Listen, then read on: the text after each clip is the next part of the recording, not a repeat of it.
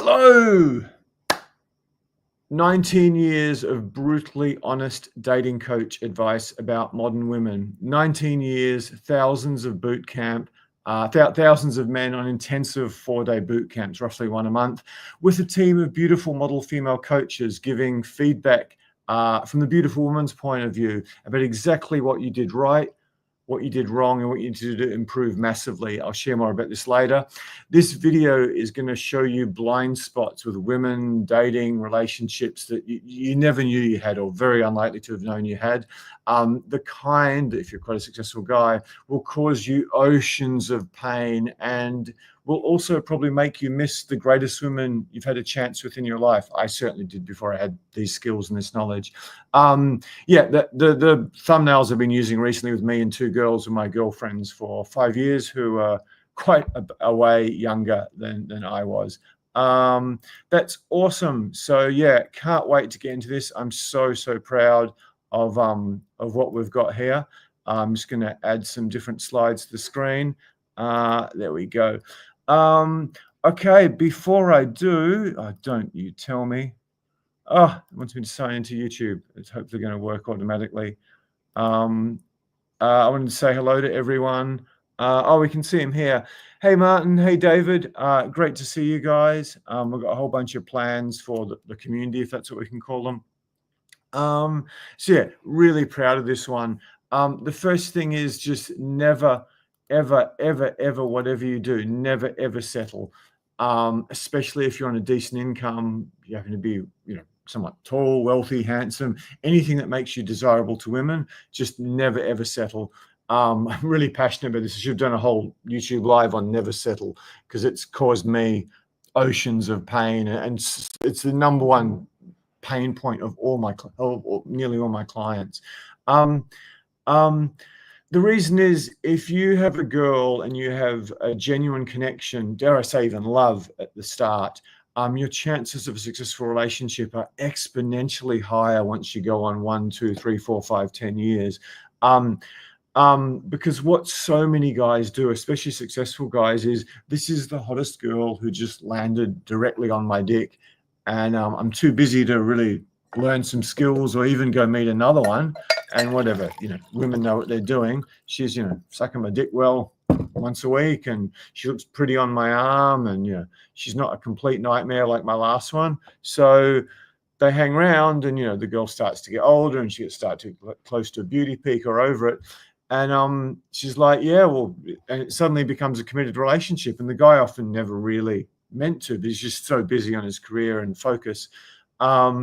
So yeah, and this turns into a serious relationship. I've done it. Probably most of you guys have done it.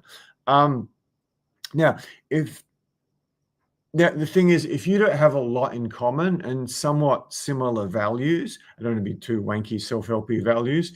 Like, is she an honest person? I would struggle to date a girl who's not honest. Do you have a lot of stuff in common? If she's out partying and drinking and smoking and every week, I mean, I'm not even going to have sex with her at this age. So do you have stuff in common? So yeah, yeah, I don't know, without going into too much detail, I had a girlfriend who for a while was great. She was nothing like other girls I dated recently who are whatever. I don't want to say too many metrics, but, models, and we had a lot more in common. But yeah, she was an amazing coach. She's also bi, so there's a lot of benefits with that. And yeah, I settled because the business was doing what I wanted. And I just thought, well, I'm in this relationship. Sex is great. And I stayed in it too long. And I could say similar things about, yeah, I shouldn't, but anyway, about other people who are relatives of mine. And yeah, it's probably the worst thing I've ever done in my life.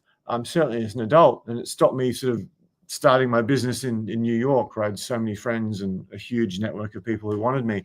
Yeah, it's just the most pain in most men's life comes from settling with the wrong woman. It's the worst thing. Most men, particularly if you've got ticking a few boxes in life, whether it's financially or you're okay looking or you're a good guy, you've got hobbies or interests, or you've had successful women before, settling for women is cancer. It's sheer hell on earth. It's cancer. I'm going to hit this point really, really hard. Because what will happen Oh, sorry, what's happened to my slides? Yeah, I've got a new way of doing it, and this is quite confusing, so I'm trying to give you guys proper slides. So yeah, most the pleasure in a man's life, I believe, and many people far more successful and brilliant than me believe, and nearly all the pain, unless you've had serious health problems or something,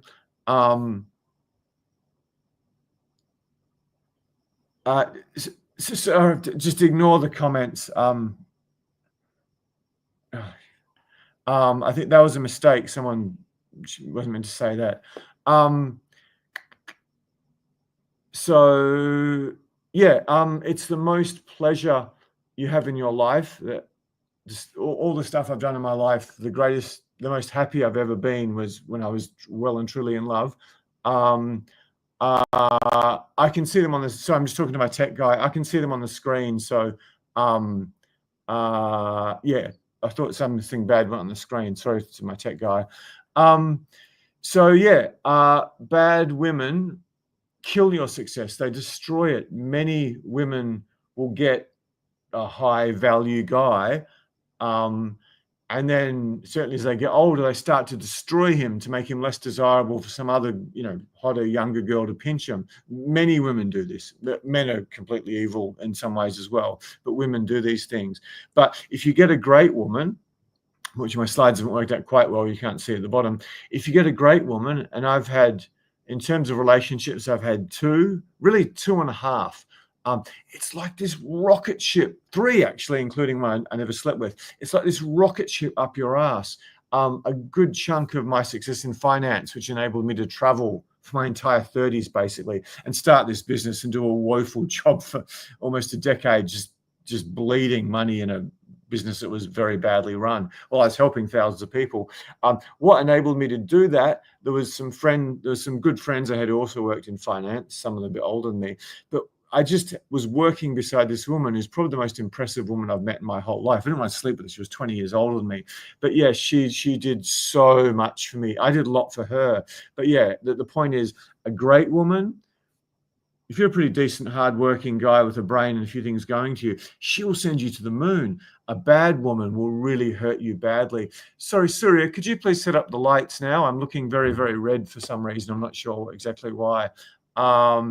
It's interesting. Maybe it's just my screen. So yeah, really, really, really think about that. And in terms of the 2 greatest women of my life, one basically showed me what love was, healed a whole bunch of wounds from my childhood. And the other sort of bullied me. I did some of my most hardcore travel with her. She bullied me to read literature. So yeah, and there was a fly around the world elite model I dated when I started being a dating coach, and I just owe her so much. You guys owe her so much, because she really gave me a PhD in the psychology of beautiful women at the very, very start. You might just want to use that one. That's probably easier.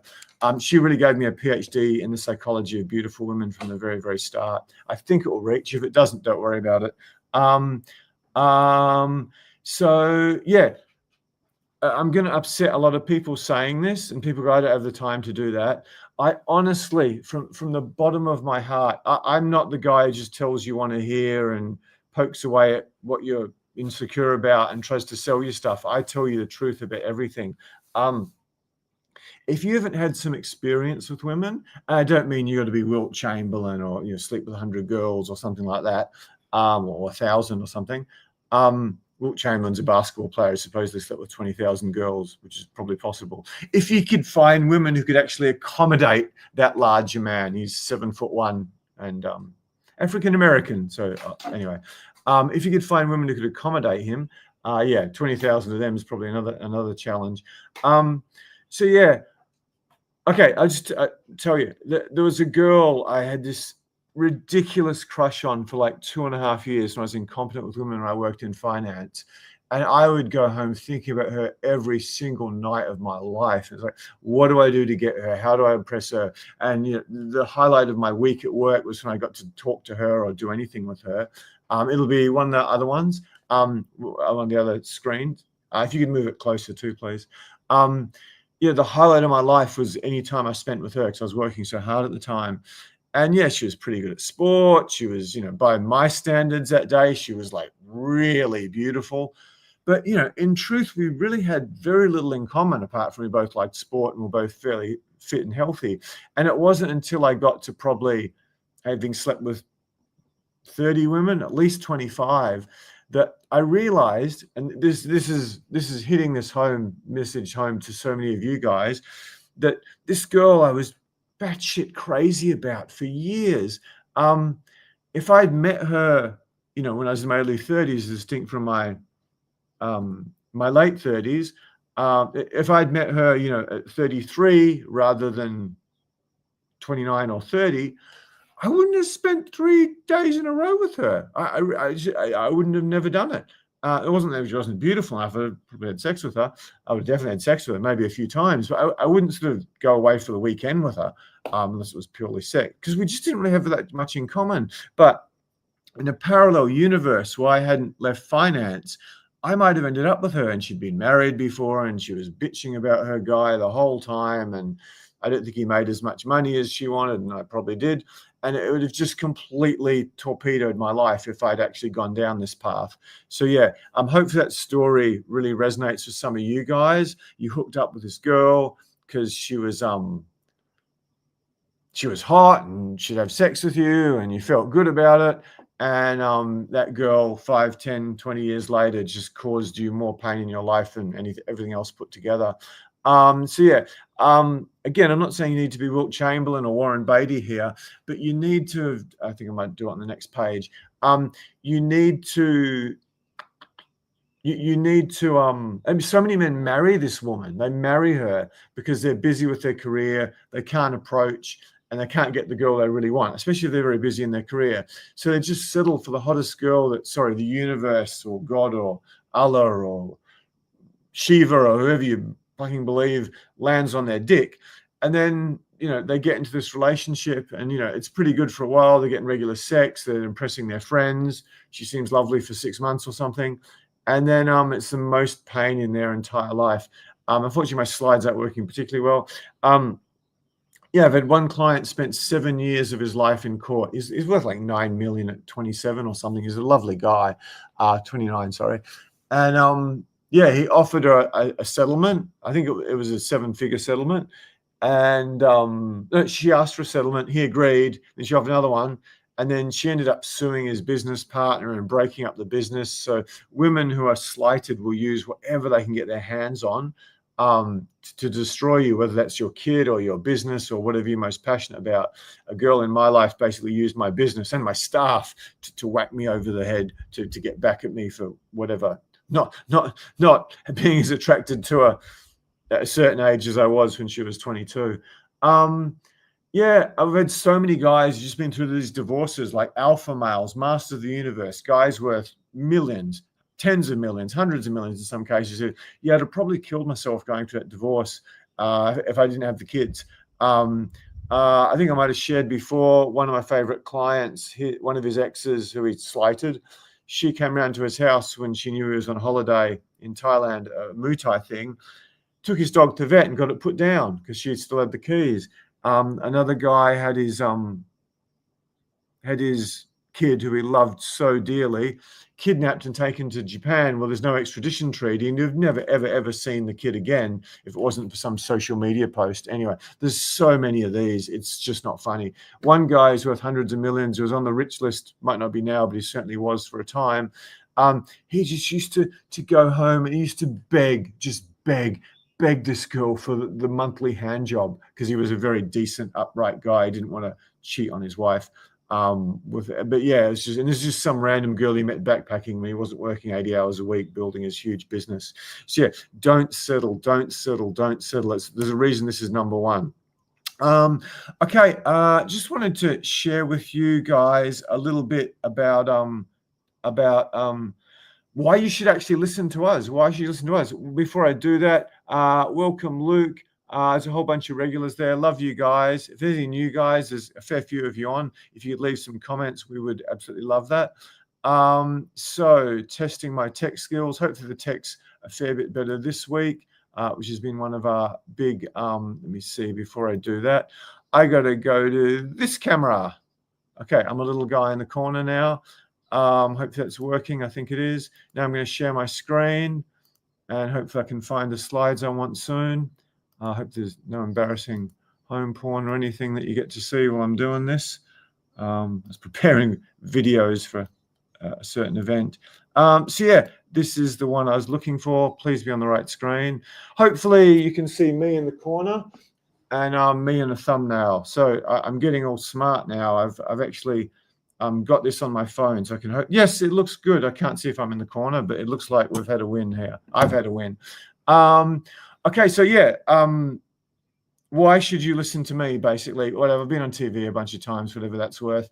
I had no confidence with women. I was ugly, I was skinny, I was, yeah, so I followed the mantra many of you guys have followed. If you build it, she'll come. If you build it, she'll come. If you get the job, the career, the money, the car, the muscles, whatever, you know, women will just come after you. And at some level they do. But yeah, I became, you know, a very highly paid financial advisor, really did well for myself, but I still couldn't get a girlfriend unless she saw me in a suit and knew how much she was earning, because I was earning, because I was so completely clueless.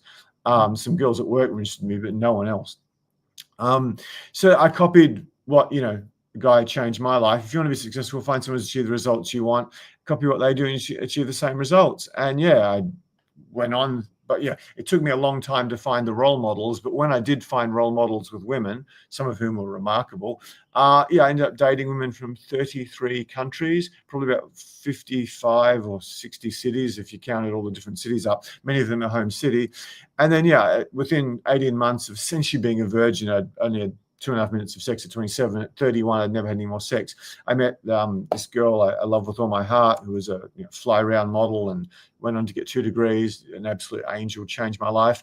And then once I got finished traveling, I was more serious about the business. I just had 2 girlfriends at once. And yeah, that one on the far left is a fly around the world model. Hooked up my 2 ex-girlfriends. And yeah, so 5 years of my life, this was like a master, this is well beyond a PhD level understanding women, beautiful women and their games and tests and psychology.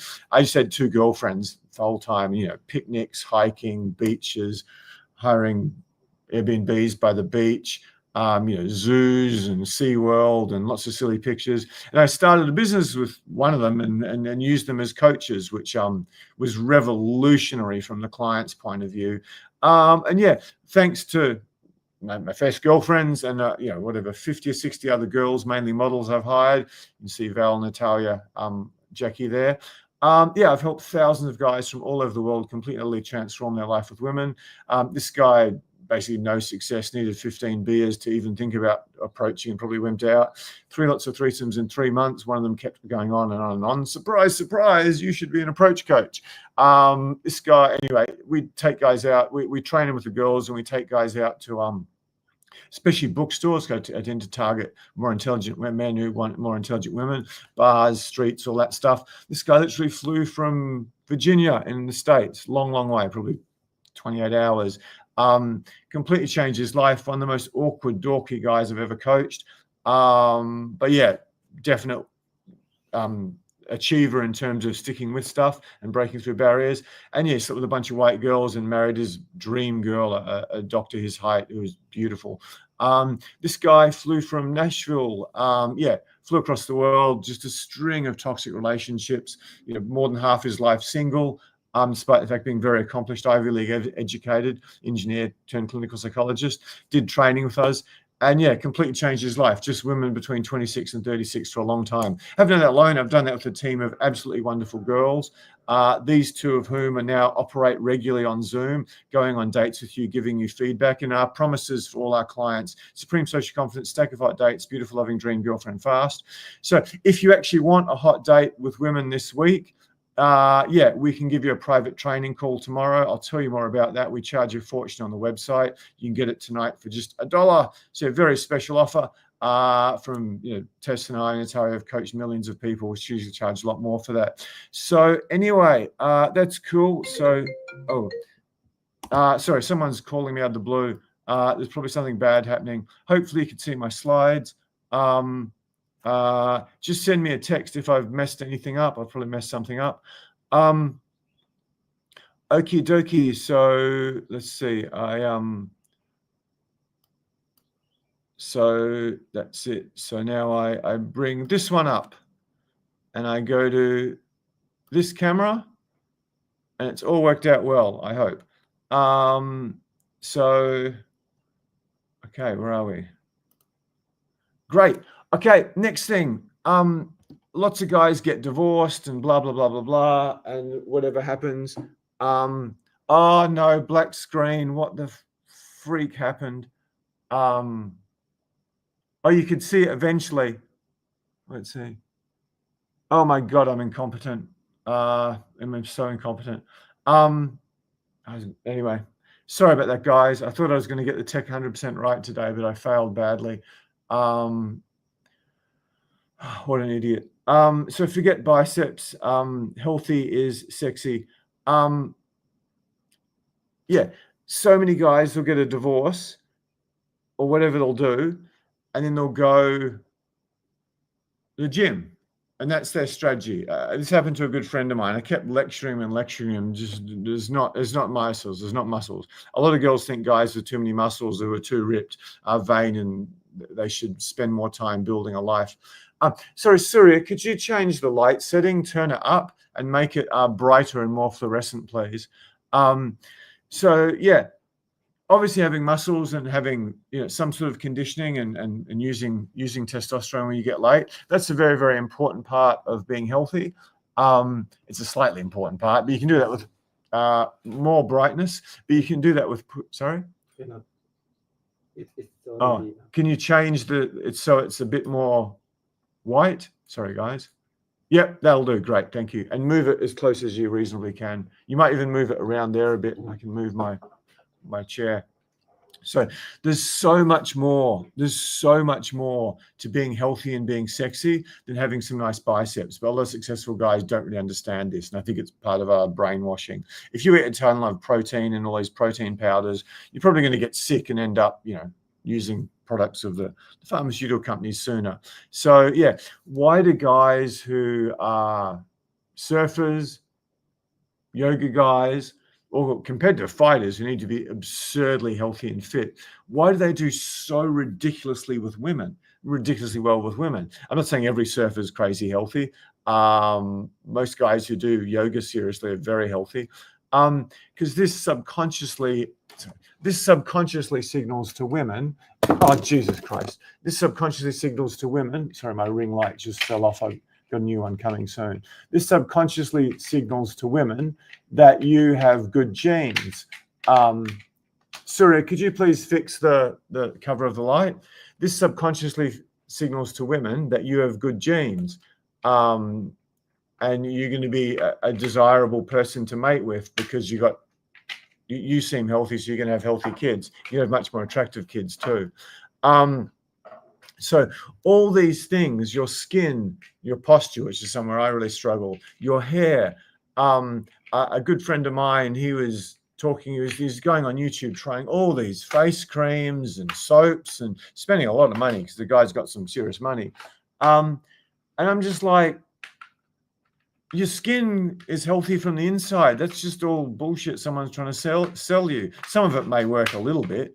What you want to do is have a great diet and exercise and do yoga. Then you can have natural. I mean, I haven't put cream on my face since I was in my 20s. It's just nuts. I don't do anything. I even wash it once a week or something, just enough to keep blackheads away. So yeah, it's all about internal health, and healthy is really sexy. Healthy is really sexy. And so many guys neglect this. Hopefully you guys aren't switching off. I mean, this is some of the most important information because society's just telling you a whole bunch of bullshit.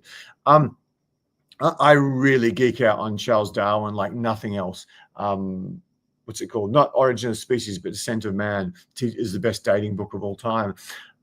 Yeah, I honestly believe that if you're in your 40s or 50s, let alone 60s, and you're extremely well maintained for your age, I think that's I think that makes you the ultimate mate of all. Even if you're going grey, I really think it makes you the ultimate mate of all, because a woman's thinking, oh my God, this guy's been sexy and attractive since he was 18 or 16 all the way to 50, whereas most guys barely make 10 years before they get fat or whatever else. Gym and muscles are very, very minor. And the thing about gym and muscles is it's so much stress on your body. You need more sleep. You need dramatically more protein, which is basically the more protein you eat, the quicker you die. Maybe not as quickly as heroin or processed foods. The paleo guys will start, the paleo and the carnivore guys will probably start turning off. But yeah, I mean, I eat fish and sometimes eat land proteins, particularly liver. But yeah, it's not about gym and muscles. You don't listen to your personal trainer in most cases. It's about having a really clean diet full of fruit and vegetables, organics.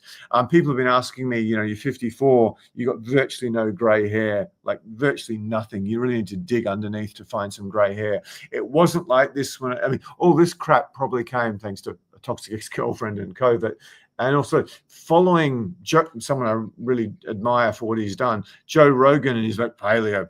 I mean, it's one of the dumbest things I've ever done in my life. I just aged like crazy. So yeah, again, if people want the how to reverse gray and I haven't had 5-hour erections in my 50s, but I had plenty in my late 40s. I probably had 4 hours erections. Just put in the comments, gray hair and 5-hour erections. So yeah, examples, there's so many. I tell stories to try to drive points home. I've been told repeatedly, oh my God, you got the best tasting dick, which is kind of ironic. So I'm not really a big fan of blowjobs at all. Waste of time. I'd rather be in another place, not the back door, the other place. Like many times. And I had one girl who'd basically given up ever giving guys blowjobs because she dated a stockbroker who was like a coke addict and eating out at restaurants every night. And she said his dick was just so fucking horrible. It made me want to chuck up doing it. Even though she did like this guy, she was super confident. Again, through threesomes, I've had a girl I was living with where I controlled her diet, but I basically controlled her diet. And we hooked up with an 18-year-old traveler who was, drinking a bit and not eating the best food. And I just remember, I can say this for lots of girls, my long-term girlfriend, the first 6 months where we were sleeping together, I'm like biting her neck and her breasts. I'm like, this is not very nice because it's just a very yucky taste. And guys are this is, I think, such great information I'm sharing with you. Guys are exactly the same. Women's sense of smell and, I believe, taste is so much more heightened than men, largely because they're responsible for raising kids. They need much more sensitivity to anything that could be slightly off and make a kid sick. So yeah, the healthy, I think if you're super healthy for your age, I think you suddenly, you stop being an 8 or whatever you think you are. You suddenly become a 9.5 because it's just, and I know girls who are super healthy, to me, they're so much sexier, like so ridiculously more sexy. I know I've been dating like maybe a model, and then dating this hippie girl who most of you would call a 7.5 or an 8, and most of you call the model a 9.5 or a 10, many of you. And I'm like, oh my God, just the hippie girl's more sexy and attractive and more feminine, and it's more fun having sex with her, and it tastes better having sex with her. And anyway, it's just so much more sexual. So yeah, and I think it's massively more so with women. And best dating many times. And yeah, just again, this is not statistically valid scientific method data, but I did a testosterone test quite late. Siri, could you possibly turn the overhead light on, please? I think the clouds are stealing the light sooner. Yeah, and I was at this stage, I was literally a vegan. I'll just do that one to start with. You might as well do that at the same time. At this stage, I was literally a vegan, and yeah, I did a testosterone test. It was like 29 out of 30.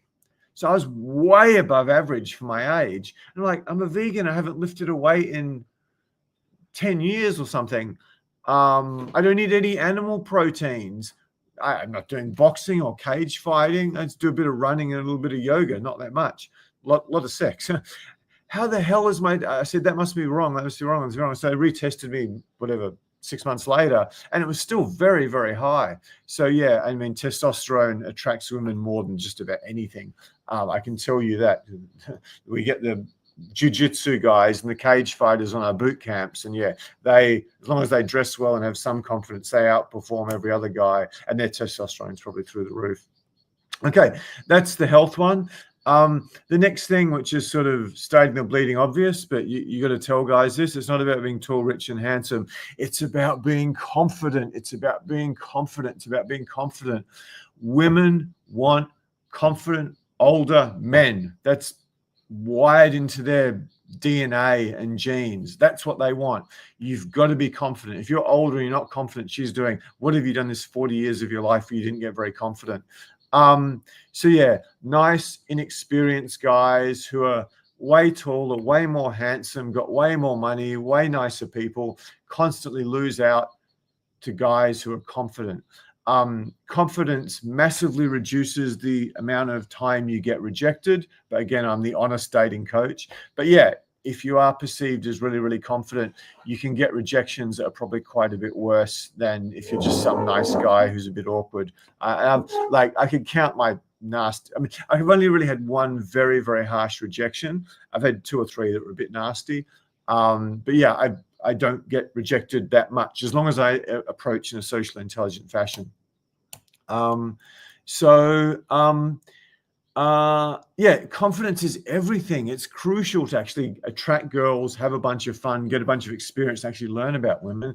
And for long-term success with women, the most victimized, brutalized men in the world are really decent guys who are nice guys who, you know, women marry them for security, for money or whatever. Partially, I mean, some of them are very good looking. And then the woman just gets really nasty to them. And because the guy's not very confident, she just knows she can get away with all that. So yeah, definitely you don't want to fall into that trap. Again, I keep getting back to Darwin over and over again. Men want youth and beauty and big boobs and long legs and bright eyes and symmetrical features and thick hair and smooth skin and all this. She wants security, because we want lots of attractive kids that will survive if she's young and fertile, and big boobs feed them. And we want, and the women want the guy who's going to give the future kids they can have the highest chance of survival. So yeah, next time you're jerking off to porn, not the best image, or whatever, the women you see on the cover of FHM or Playboy, if that thing still exists, and you go, look at those boobs, look at those boobs. What your actual monkey brain's thinking, oh, big boobs feed lots of kids, symmetrical features, kids be very attractive, more chance of surviving themselves, long, thin legs, you know, taller sons, nice, beautiful hip to waist ratio, means, oh my God, those boobs, they're not fat. They're actual, real, whatever, milk making stuff. And that's why you get the erection and do whatever you'll do. So there's massive evolutionary reasons for everything that humans do, I can think of. I don't know about coming on her face. Maybe that's a safety thing. Yeah, apart from that, it's a waste of potential progeny. Anyway, if someone knows the answer to that, just let me know. Again, I like to give examples, because if I just give you a bunch of points, most of you will forget them tomorrow, if not next week. 1 or 2 of them you might remember for a year or 2. But a good story can live in your mind forever. I'll just give you a great example of that. Stephen Covey, 7 Habits of Highly Effective People. He talks about when someone wrongs you or cheats you badly, what do? A snake bites you and when you're out hiking, do you chase down the snake and beat the crap out of it for biting you and potentially killing you? Or do you go see if you can get some serious medical attention, which is why I tell stories, because you can remember them forever. I forgot, I can't tell you what the 7 points were. But yeah, that's the number one thing I remember from that book, apart from the quadrant thing. So yeah, I went to a sleep seminar. It was a bit of a hippie sleep seminar, and there was this short, ugly is cruel, but certainly bottom 20% attractiveness, potentially bottom 10%. old, grey, not particularly healthy looking guy. And he had like, you know, a really attractive girl who was probably early 30s, maybe even late 20s, and he had a kid with her. And he had no money whatsoever. I mean, his car was from the, he said no money whatsoever. He talked about how he'd got fired from all these jobs for doing the supposed health stuff. He's just the last guy you'd ever want to have as an employee. And I was like, looking at him and looking at his wife, I'm going, man, I got to interview you for my business. I mean, how the hell did you get her? But I eventually got into an argument with him on some sleep-related issues, and the guy was just so sure of himself. He was so confident. Bit of a psycho, because he didn't actually realize he was wrong and he wouldn't admit it. But his front to the world was like very, very confident. So he'd sucked this girl in when she was pretty young and somehow stayed with her for a long time. So yeah. And yeah, if you look at me being the 27-year-old virgin and the 31-year-old who's still essentially a virgin, who never had a girlfriend, never had sex, and women just ran away from unless they knew about his career situation, to whatever, whatever, dating the model a short time later, less than 18 months later, to going and doing whatever I did. If you look at my key role models, there was a black guy, there was a Croatian guy, there was a Brazilian guy, there was an Israeli guy, Italian guy. These guys were so insanely confident. There were guys who worked in bars and hostels, and even narcotics dealers was a very good role model. Hit 16 girls on the go at once. He had his thingy, what you call it, a Prince Albert or Prince Andrew or something. He had his penis pierced, which might have contributed a bit, but yeah, 16 girls on the go at once and insane social skills. Okay,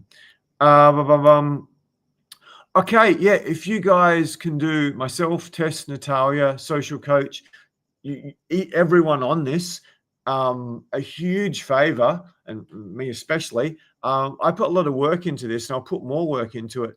But yeah, it's just I've got like 6,000 subscribers. It's like I'm nothing to most people. And yeah, apparently that bell just changes everything for us. It's so important. I understand. Subscribe's just a vanity thing. Obviously, if you like this thing, it's going to get it more attention. And probably one of the biggest things of all, in terms of getting more of these with Natalia and Tess, potentially Jackie and Val, and maybe my approach coach, maybe some of my clients, for me and social coach to invest more time and energy in these. Yeah, if you could just comment when the videos go up live, that would mean such a huge amount to us. Okay, I hope this isn't too wanky. If it is, just tell me in the chat. I thought I'd share our mission, which is really my mission, because I'm the sort of founder and creator of this company. When I started in 2006, the situation between men and women was terrible. It was horrific. But 19 years later, I don't even have adjectives transcendentally awful, or I don't know, transcendently fucking awful. I don't even know. The opposite of sublime, sublime in Spanish. Yeah, it's just shocking. And so many men, I'd say most men, are actually pretty insecure in themselves. And often the very successful ones can sometimes be the most insecure. I certainly was in my 30s and 20s. The relationships that we have in the West, particularly the slightly accomplished men and women with whatever the degrees and the higher paying jobs and living in the better suburbs, they are so horrendously toxic. You get a bunch of friends who went to private schools, and you see the way that kids turn out from these sort of slightly wealthy, affluent marriages and kids. And everything I've said post-COVID is dramatically worse. We work from home, shop from home, exercise. It's a nightmare. And it's not just the men and women, it's the kids they have are screwed from birth, because we don't have families around us helping us with relationships or hooking us up, or we can't meet women at work, which is a huge way many professionals used to do it. So yeah, my mission is to radically transform the lives of 10 million clients by 2028. And I've only done thousands, hopefully probably millions, including my YouTube speech and the influence I've had in other dating coaches, many of whom copy me. But yeah, my mission is to bring men and women together and make them happy, to make everyone their most confident, charismatic, sexy, and successful self. And to protect, this is a huge one for me because someone very, very close to me went through this, and I went through this in a big way twice. It destroyed 27, it basically destroyed 38 years of my life. Everything I've really achieved has been outside of being exposed to these toxic women. Yeah, it's to protect decent, hardworking, honest men from toxic women, which is like an epidemic now. It's probably worse than the loneliest epidemic. And finally, I won't go into that now, but having traveled for a long time to teach women to live happily with capitalism. So yeah, I'm passionate about this, and I turned my back on a finance career where I would be, pretty minted if I'd stayed in it, just to contribute this to the world. Okay, I talked about how confidence is everything with women. It's absolutely everything. The next thing you need to understand, excuse me one sec. People ask, well, how do I become confident? I'm not confident. And the fake it till you make it thing, I don't think works well. Okay. I like to ask with questions. A 95 kilogram bodybuilder or some big, strong, big bone, fit and healthy, 95 kilo, let's say 6'3" guy, gets into a street fight with Conor McGregor, the champion cage fighter, or Caleb. Who wins? I have to have a look at the comments here. Who's going to win that encounter? I looked at myself as such a lag. Who wins this fight? Does anyone think the 95 kilo bodybuilder, without a lot of time with a boxing coach, a Muay Thai coach, a wrestling coach, a jiu-jitsu coach, does anyone think the bodybuilder's got a hope in hell in a street fight or a cage fight? Yeah, okay. David says Connor. I'll have a look at the comments in a second. Hey, Craig. I've been a bit mean to my regulars. I love the comments. Yeah, it's an annihilation. I literally asked a guy who's probably one of the tougher men in the world, over 50 now, and probably was in his late 40s. Spent his life bouncing and doing his number one hobby in life is fighting sports. I said, how would you go against Connor? He hasn't replied yet, but he said, no, Connor's going to beat me. And this guy is probably 95, 100 kilos, maybe 105, but he still says, yeah, Connor's going to beat him, let alone Caleb, who's an insane wrestler. So yeah. But the thing that nearly every guy understands this. Nearly every guy understands it. Occasionally you'll get some guy who's like 95 kilos who's actually fought in the ring. He goes, yeah, I'd never go at Connor. I'd never beat him. But any guy who's not had serious fighting experience and training, he's going to fucking annihilate you, just kill you if you wanted. So yeah, but they don't understand how there's this guy who's like 6'3". He's a hedge fund manager. He drives a Ferrari. He used to be a professional athlete before his finance career, or he's a plastic surgeon or something, or a brain surgeon. This is how 6'1" male model guy, and I've had many of these guys on my boot camps, like many surgeons, hedge fund guys who are like stupendously attractive to women. I've seen my female coaches throw themselves at him once I make them a bit more confident. But yeah, they won't get anywhere near as many women as a guy who's, 5'5", not that attractive, but insanely skillful. Some of you might argue, well, he's probably got more chance of marrying the hot girl. I'm like, okay, I'll give you that one. But yeah, she's just gonna treat him like absolute garbage, and then sleep with her yoga teacher or her personal trainer or the short guy who's super duper confident. I've seen so many examples of this, and many of my early mentors were like this. So hopefully you guys can accept my logic here. So yeah,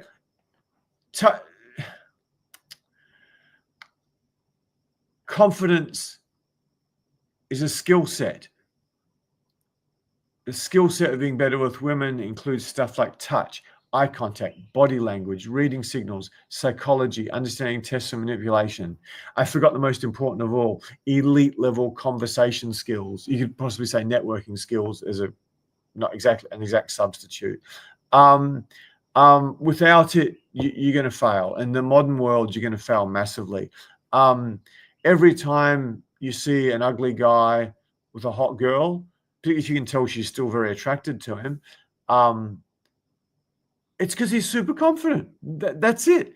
Often I see a short guy in, Versace or Armani or something impressive, and I see a beautiful girl with him. Well, I often see Asian guys in that situation. An Asian guy with a beautiful white guy, and I can tell she's not attracted to him because I can tell instantly. Unfortunately, I've quite up with some of my clients and friends, girls, and I can just say, "Hey, man, she's not really attracted to you. She's attracted to what you can do for her." So yeah, a good example of that is I studied acting in New York, and I did a whole bunch of boot camps in New York, and I lived in a very, very, very modest place in one of the least expensive parts of Manhattan. You could walk to Union Square and stuff like that. And I just killed it. I destroyed, and a bunch of models in there, a bunch of girls from NYU, model from Columbia, just absolutely killed it. But by my standards. But that was the least healthy I've ever been in my entire life. The least healthy I've ever been in my entire life. I did 2 months driving around the Midwest. I basically ate Thai food for lunch, Thai food for dinner. There was a space where I was just eating pad Thai. I didn't realize how fattening it was. I was eating these gigantic American breakfasts. Occasionally I'd walk up to another place and get like a healthy meal. And yeah, I had this stomach, and my jawline's not too bad. But yeah, whenever I had a photo taken, I'd have to give it this one to hide just the rolls of fat underneath me. I was disgusting. I was totally disgusting, and I was white, and I wasn't dressed very well at that point. But I was insanely confident with women because I'd already been traveling 3.5 years at that point and had more than my fair share, to put it mildly, and fallen in love and met the greatest one of my life. This has already happened by this point. I was insanely confident. And yeah, it's just like, and in my 20s, I was, whatever, ticked most boxes apart from I was insanely underconfident with women. I was over 6 foot. I put on a lot of muscle in my 20s. Wore beautiful, beautiful tailored suits. But yeah, no one wanted a bar of me unless she saw me in the suits and knew how much money I was earning. So comes the skill set. Next thing is you need to focus time and energy on this. I keep using jiu-jitsu analogies. I'm not exactly sure why. I guess it's because it's very close to dating. You're actually wrestling, competing with another person. So I think fighting sports, particularly jiu-jitsu, is a very good one. If you just did jiu-jitsu once a month, every month, every 2 months, would you improve? Maybe. I doubt it. But I honestly think, particularly with jiu-jitsu, you'd probably injure yourself really badly because you just wouldn't have the conditioning to do it. So I strongly, if you've got even some amount of cash in today's world, I implore you, I beg you. Surya, could you please plug the wired connection in, please? I should have done that before. It could drop out. I forgot all about that. It'll be just beside you. Thank you. Sorry about that. That was very important. I was worried about I was going to drop out. I think 3 months. Certainly when we train you, 3 months, with maybe doing Zoom calls prior to that, or somehow get 3 months where you practice it with really good wings and a bunch of guys who are insanely good. Figure out what your key mistakes are. I think it's a minimum. If I had money, I just wouldn't be dating in America, Australia, Western countries with our law courts, our wokeness. I just would not be doing that if I didn't go through this 3 months of training. Of pretty intense practice where maybe your job's more important to you, but this is the number 2 thing in your life is getting better with women. Because if you don't, I mean, you're setting yourself up for just the most insane misery in the modern world. So yeah, if you can just do this 3 months, preferably over summer, I found it can be very, very effective. Although you can generally meet better girls, less girls, better girls out in winter because they're the ones who are more likely single, but just much more volume and opportunity to practice all the other skills. So yeah, if you can just do that 3 months and get some decent skills, the ones I just talked about before, touch, eye contact, conversation skills, body language. I mean, you're set for life. You're going to be way, way better than you ever would before. You're going to have better relationships. Like anything, if you're in a relationship for 8 years and, that breaks up, you're going to lose quite a bit of that skill set. But once you start working on it again, it does come back at a reasonable level. Just to give you, you can't just watch videos. You certainly can't just swipe away, particularly given, dating apps are basically a scam to keep you paying. They're not trying to help you meet someone who's really appropriate for you. That'd be the dumbest thing I could ever do, because then you'll stop paying them money every month. So they're trying to just be like a Las Vegas slot machine, just give you, oh wow, she was okay, she was okay, she was okay, she was okay, and then lots of paying in between. There's a whole bunch of ways to hack them that some of my AI engineer friends have told me, but you're still not going to get that great results. Okay, I'm an honest guy. If you're tall, good looking, you got money, you know how to have a cool Instagram page, which takes an incredible amount of work, you can run through a lot of girls with dating apps. There's no doubt about that. But I mean, I think most of the guys who come to Social Coach, I'm not sure if that's the number one thing they want to do, sleep with 40 or 50 girls in a year, or even 20 or 30. Yeah, so just an example, I've got a community of guys I support for a year. There's a lot of stuff they get, but they get good guys to go out with, and they've obviously made a financial investment. Plus, they've obviously got the skills, and they've got people like Tess, Natalia, Jackie, Val helping them, and me.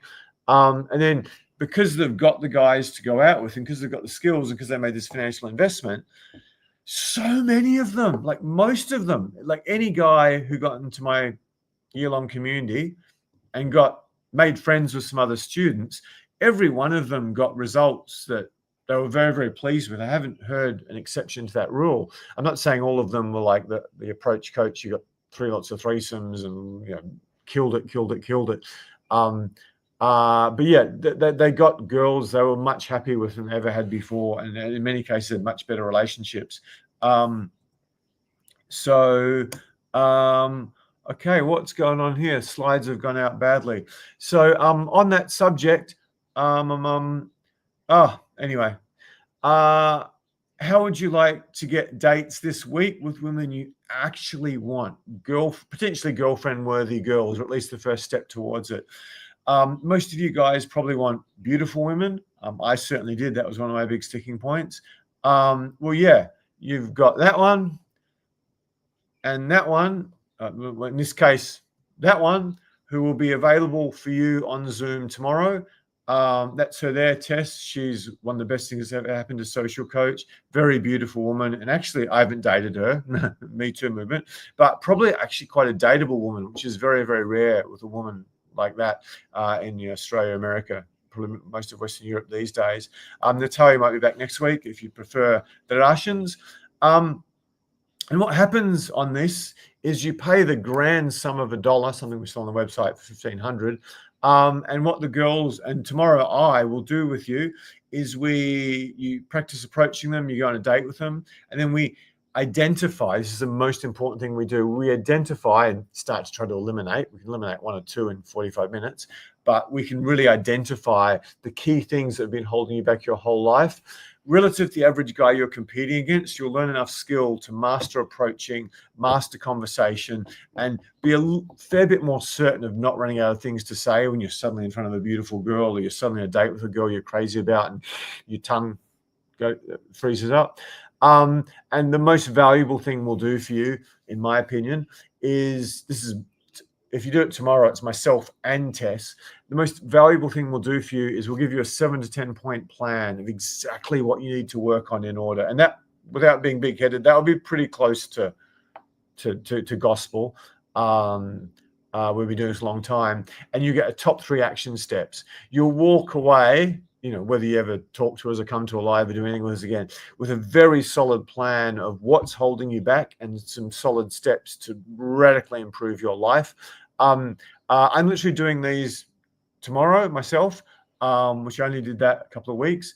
And yeah, as soon as we start rolling this content out to whatever is 15, 18 times bigger US market, yeah, we're going to be probably charging $200 or $500 for these on our lives then. Yes, this could be you tomorrow. My best female coach and me. I don't know if you can see it at the bottom. My tech's not that good. I did that one myself. Yeah, we charge $14.95 for these and never had a refund. And me too. That's not a reference to the movement. That's me on there as well. That was me trying to be funny. Sorry. Okay, understanding women's tests and manipulations. This is the holy grail of getting beautiful girls, getting threesomes, having multiple girls on the go at once, and attracting the women that you really, really want, getting into a relationship, into a happy relationship. Most importantly of all, this is the number one skill of having a long-term relationship with a woman, which you ideally need to do if you want to have children. And in my view, you really need to do if you want to grow as a man, and you really need to do if you want to have a life you can look back on and be somewhat happy with it. Yeah, I achieved a lot as a perpetually single man, but I don't think I ever found happiness. Maybe when I dunk a basketball in a game or achieve something in sport, or maybe have a great night out with some close friends. But yeah, I never really got any sort of sustained happiness until I should say, master the skills with women. But yeah, compared to the average guy, got some way towards mastery. It's the key to everything. It's the key to everything. And even more than that, it can make you a dramatically better father, because when you're the woman you've had kids with is going through postnatal depression and hell and menopause and all this, and if you're starting to get into relationships with women 35 or something, she's going through menopause when you've got teenage kids. I mean, heaven fucking help you. Don't anyone give that to media. Yeah, I mean, Jesus Christ. I mean, that's a recipe for some serious pain. But yeah, the treatment for that, I'm not saying it's a perfect treatment, but the best thing you can possibly do is to really understand the way women test, manipulate, control, and assess men. I think it's my number one superpower with women. Whatever results I talk about, the ones that are the most exceptional come down to that. And for the guys who do the whole year with me, they basically say everything's great. We had hundreds and hundreds of guys through it, never had a refund.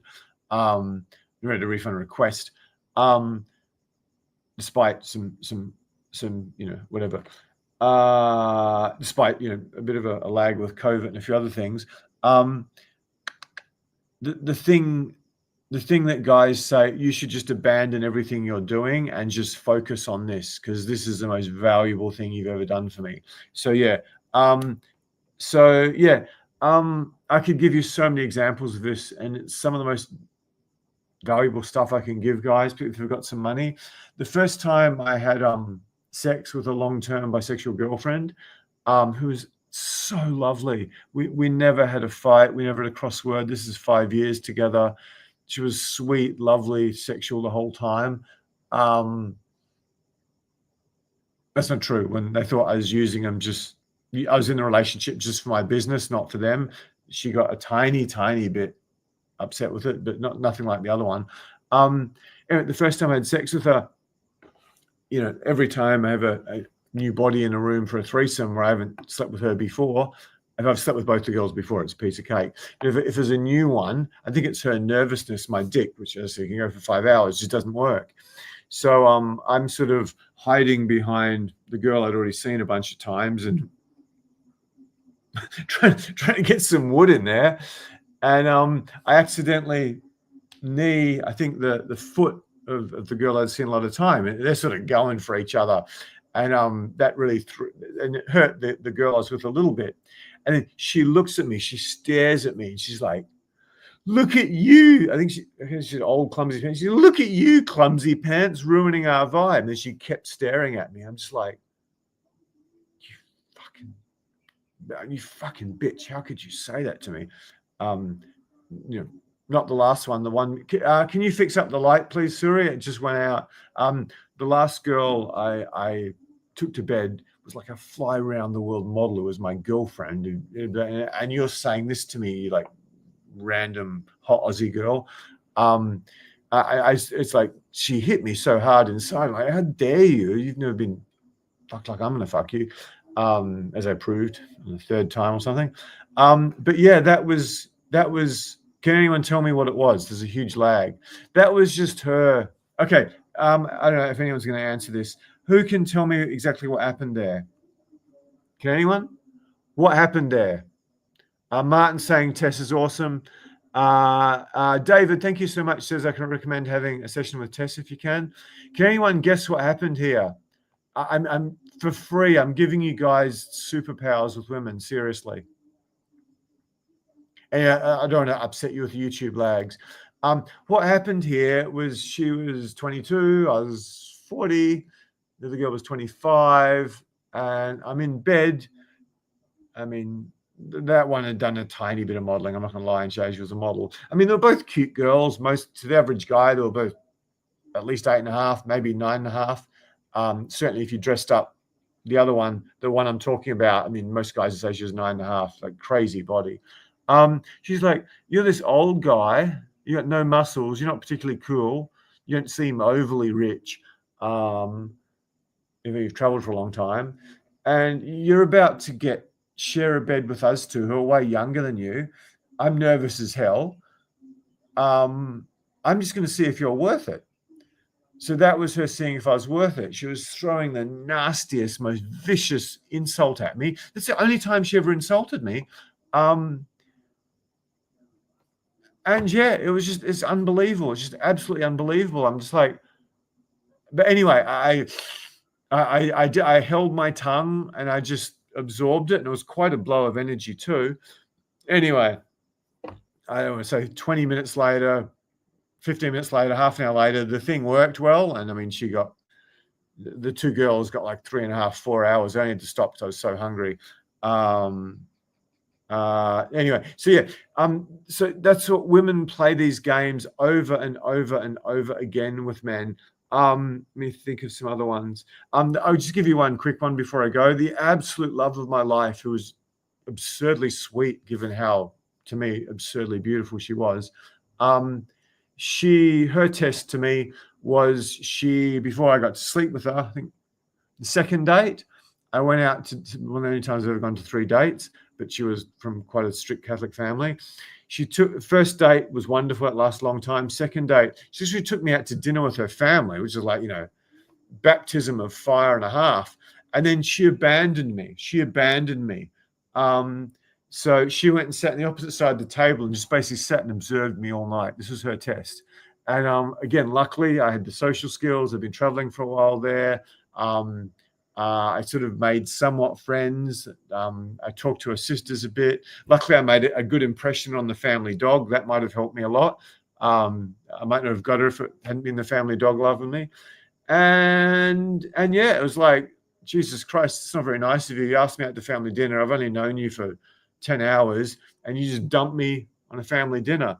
And yeah, I passed. I think I did a really good job. And the dog loved me, and I got on with one of the guys. And yeah, anyway, I fell ridiculously, overwhelmingly in love. But yeah, I honestly think if that dinner hadn't gone well, she would have never even had a third date with me. I slept on a third date. I couldn't, because she was the most beautiful I've ever seen. I couldn't get up then. I might have said another time. Yeah, I got her back to my room. I mean, I slept with over 30 girls here, and one model and quite a few hot ones, but I'd never seen anything like this. To me, she was like one of those AI girls. Like, she can't be human to me at that stage. And she took all her clothes off because I was just so nervous just to be with a girl like that, even though I'd probably slept with someone 3 weeks prior.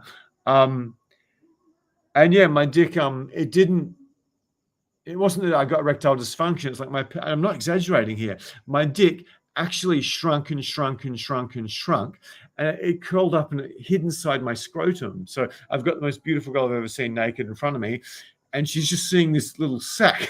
It's so embarrassing. And I'm turning around trying to get my actual penis out. It's like a tortoise or something hiding from some creature that's going to eat it, and because that's how scared I was. And anyway, she was an angel, and I ended up giving her a massage, and then she gave me a massage. Then we started kissing for a while. And our first kiss was really awkward, partially because I was so nervous, partially because she'd only slept with a very small number of guys, and not one for a while. But yeah, eventually she became love of my life. But yeah, so that was the test she threw me. If these tests were useful, just give me love the test stories or something. I'm just doing what you guys tell me. I've screwed up those slides. You've already had that. Okay. So I haven't really paid much attention to you guys tonight. I'm so proud. My texts are slightly bit better. Okie dokie.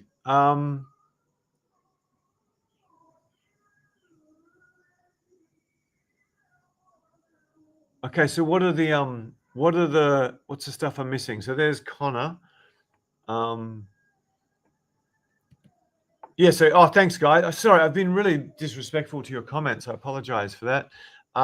Craig Russell saying The Power of Now's a good book. Apparently it's one of the best-selling Australian books of all time. David saying Connor, Martin saying Connor, Peter Dickinson. I don't know him, I think.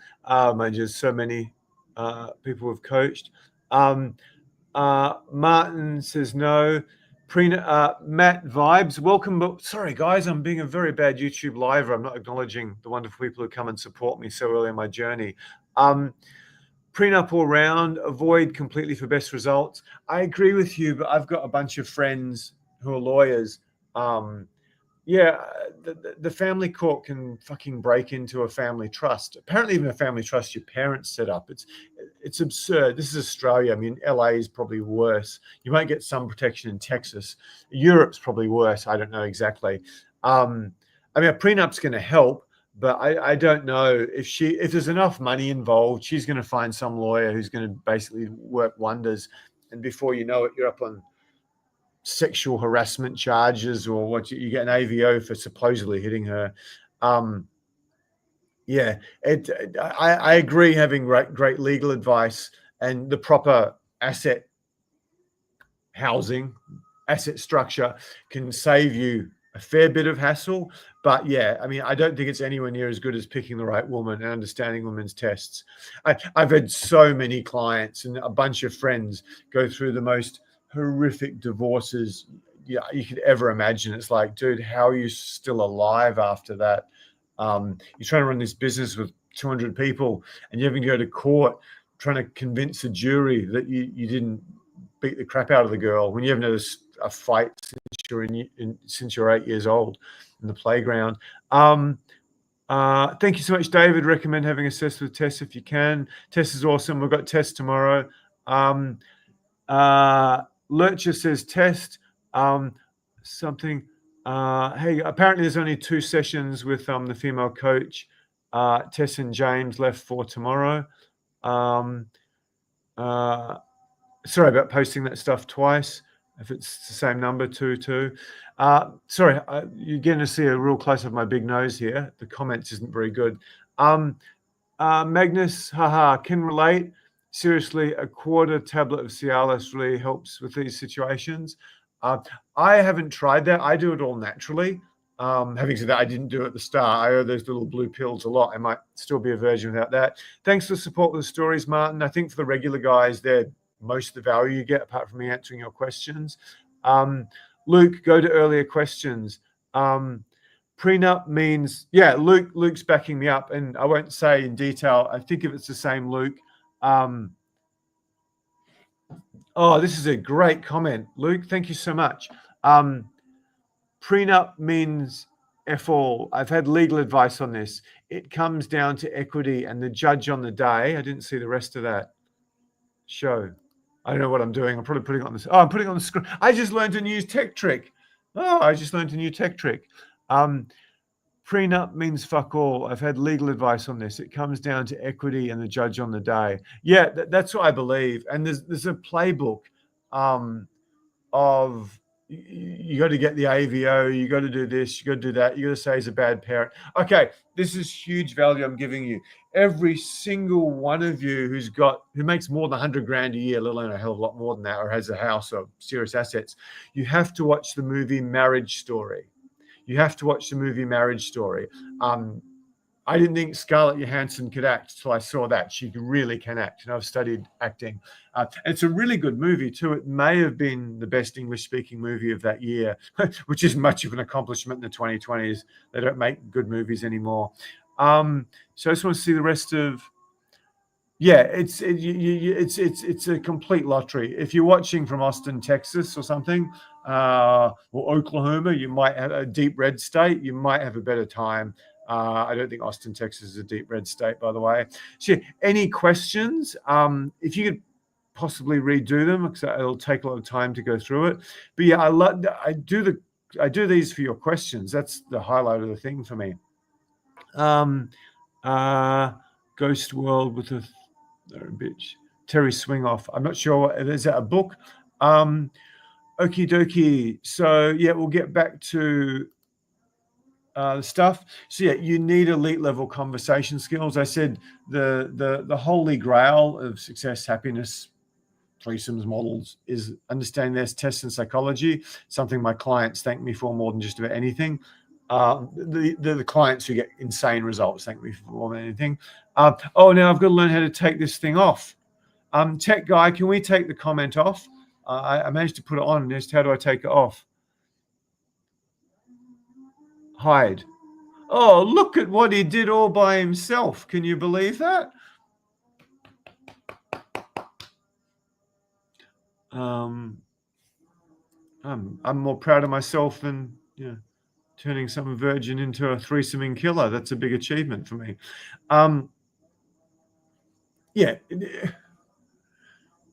If you can't be dropped in a party where you don't know anyone, you don't know anything about anyone, be stuck on your own preferably without an alcoholic drink or any sort of phone to just sort of look at, can you just start talking to someone or start talking to people and survive without making a dick of yourself? That's one of the most important questions I've come up with in my career. If you can't do that, I don't think you're ever going to be truly happy with women, and you're probably going to get taken advantage of savagely. I ticked most of the boxes in life. I was very proud of what I achieved by the time I was 31. But if one of my friends left me alone for 5 minutes in a bar, I would just... And when they got back 5 minutes later, after being a line at the toilet or too long to get the bar, that's why I never went out with just two people, I would tell them off. How could you leave me here? How could you leave me here? I could have been attacked by great white sharks or had the crap beaten out of me by a bunch of savages in one of the most yuppie bars in Perth, Australia, because I just didn't have that skill. And obviously talking to a beautiful woman was scary, but just talking to people.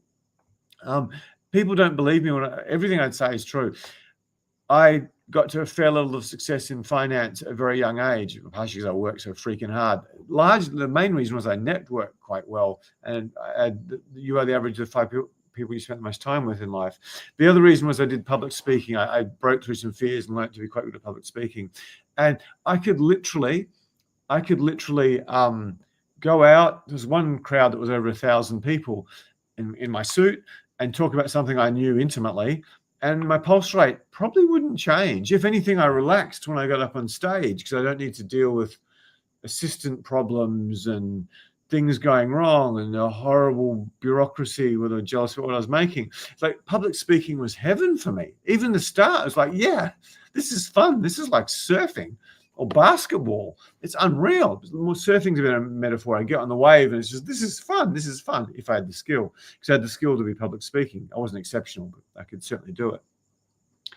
But if my boss or even one of my staff said, oh, there's a bunch of people there. It's a really weird atmosphere. You should go meet them because, your face is on the promotional material. You should go say hi to them. I'm like, I'd literally go. Lots of guys do this in my boot camp, by the way. I'd literally go to the toilet in my tailored Hugo Boss suit. I didn't need to do anything. I'd put the pants down to my ankles just in case someone came in, one of my staff members, or if I ever had a manager there. I'd pretend I was taking a shit and I'd just sit there and wait to go on stage. Then as soon as it was like 2 minutes or 1 minute before I go on stage, so no one has to ask me to talk to anyone I don't know, I'd just pull the pants up, pretend it's wiping my ass, and I go do often a great speech. After the thing where I had all this stuff in common I could talk to them about, no problem. I could sit and chat for hours, and I did, and made a lot of sales doing that, or at least appointments, and they turned into sales. But yeah, if you're like me at 31, ticking every conceivable box I realistically could at age 31, I wasn't the best looking guy, but big muscles and this real skinny frame. You're really never going to get anywhere, and you're just going to get women who'll take advantage of you. Again, I'm the honest dating coach, because yeah, every guy I've ever met is legitimately good with women. You could drop it at a party, or I mean, you drop me in a foreign country anywhere. If they can speak a bit of English, yeah, I'll make friends very, very quickly. I've had 7 years of practicing with 100 countries of travel, so it's not exactly I'm big-headed about this. It's just part of it. You just can't be good without it. I mean, I should to a bunch of guys off YouTube, I should probably sell this harder than anything. Again, that's essentially one of the big things that you'll achieve with Tess and Natalia, apart from style and dating. Probably the biggest single thing. If you can just walk up to a stranger, it doesn't need to be a hot girl, and start a conversation, you're way ahead of 95% of guys. This is a total stranger. It's not like at the golf club or some corporate function, which is still good if you can do that with stuff in common. It's just walk up to a complete stranger. You just can't be good without it. It's non-negotiable. As I said, every single guy I've met who's good with women, I've heard lots of claims. When you actually start talking to them, the first thing you notice is they're a world-class listener. The second thing you notice is they often will ask good questions, and they're the foundation stones of good conversation. I'm going to probably make some enemies here. I coach a lot of white-collar guys. I coach a lot of office workers. I coach a lot of guys like me with multiple degrees. I coach a lot of guys who spend a lot of their time on spreadsheets or tech tools, or not so much these days, but writing code or supervising guys writing code. Most of these guys suck with women, and it's harder to train them compared to blue collar guys who, you know, they could be out visiting people like a plumber doing stuff, but most blue collar guys, they're working with teams of other blue collar guys, and they're chatting, and they're coming up with some of the best crude jokes you've ever heard all day. Yeah, I get the blue collar guys who do the big construction and building jobs in my boot camps just for the laughs they get from some of their jokes. Some of them make pretty good money too. So yeah, blue collar guys tend to murder white collar guys in many cases. Just like many women are hard to date, some are just wonderful. I say a lot of things that are generalizations. Guys who work in hospitality, I don't get many of them because of the income, but I do get some. Or guys who used to work in hospitality at university even, particularly if they'd work now. They're so much better than the smart guys. Like the IQ and the career and the finances you've got, it's a huge disadvantage with women. Like training a guy who works in hospitality, you know, working in retail sales, or working as a barman, or a waiter, or working in a bottle shop. I had a guy who saved up for years to do one of my freaking boot camps, years, and he worked in a bottle shop to pay for it.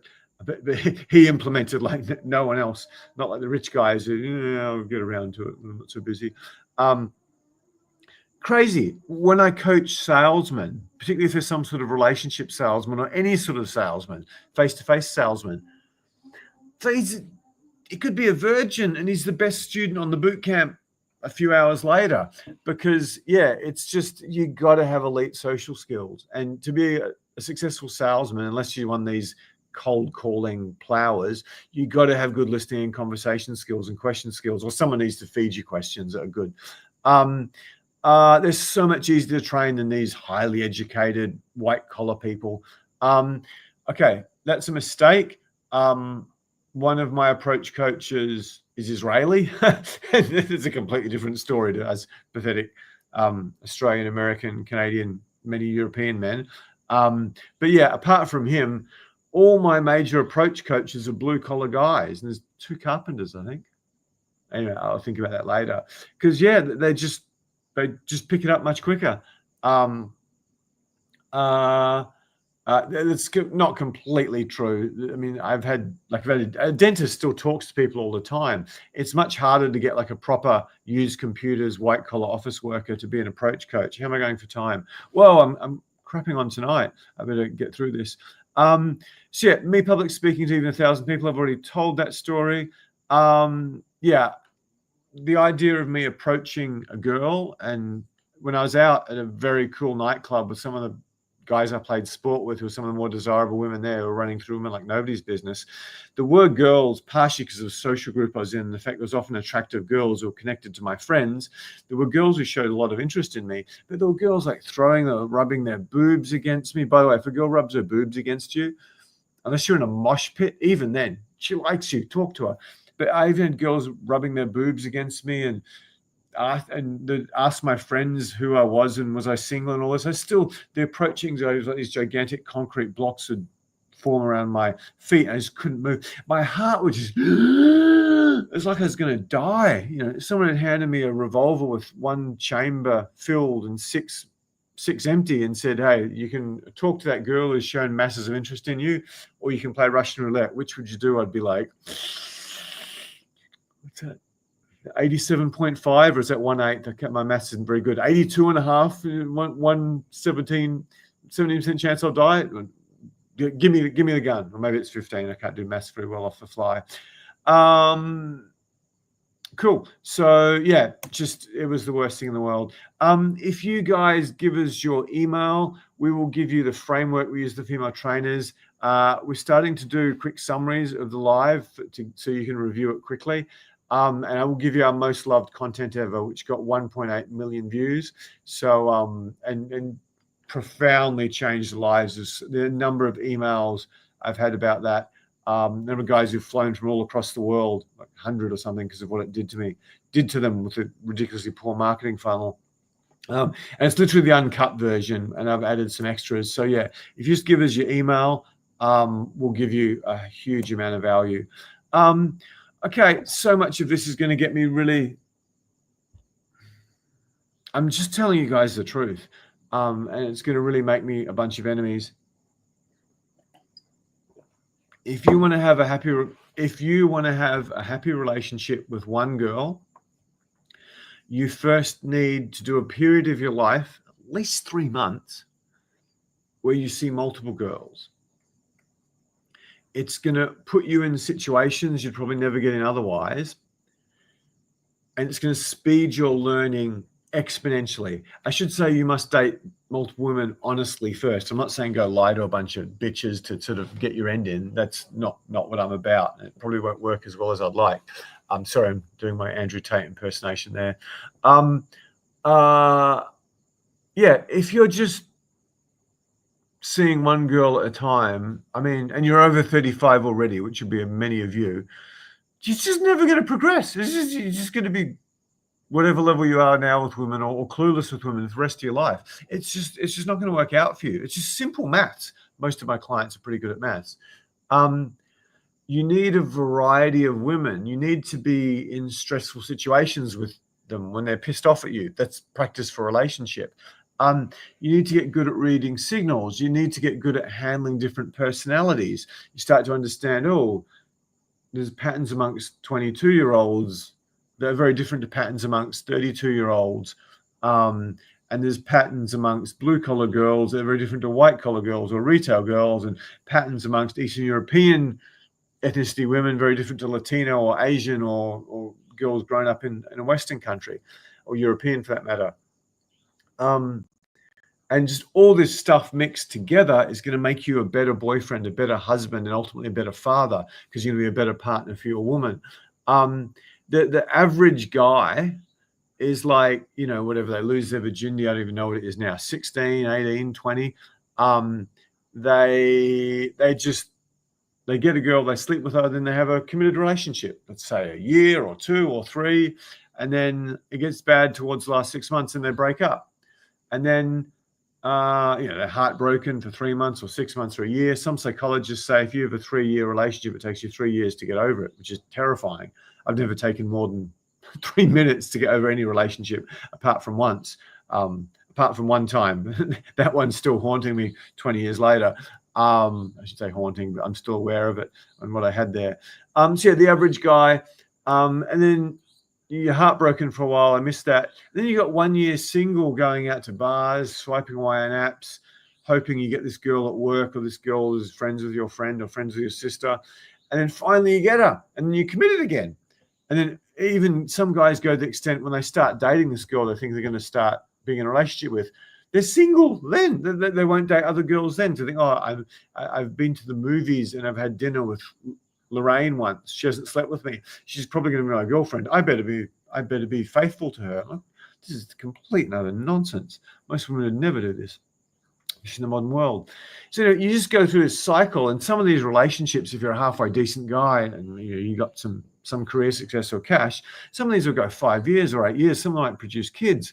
And then if you add like some 5-year relationships, or let alone a 15-year relationship in this cycle, can you guys see logically?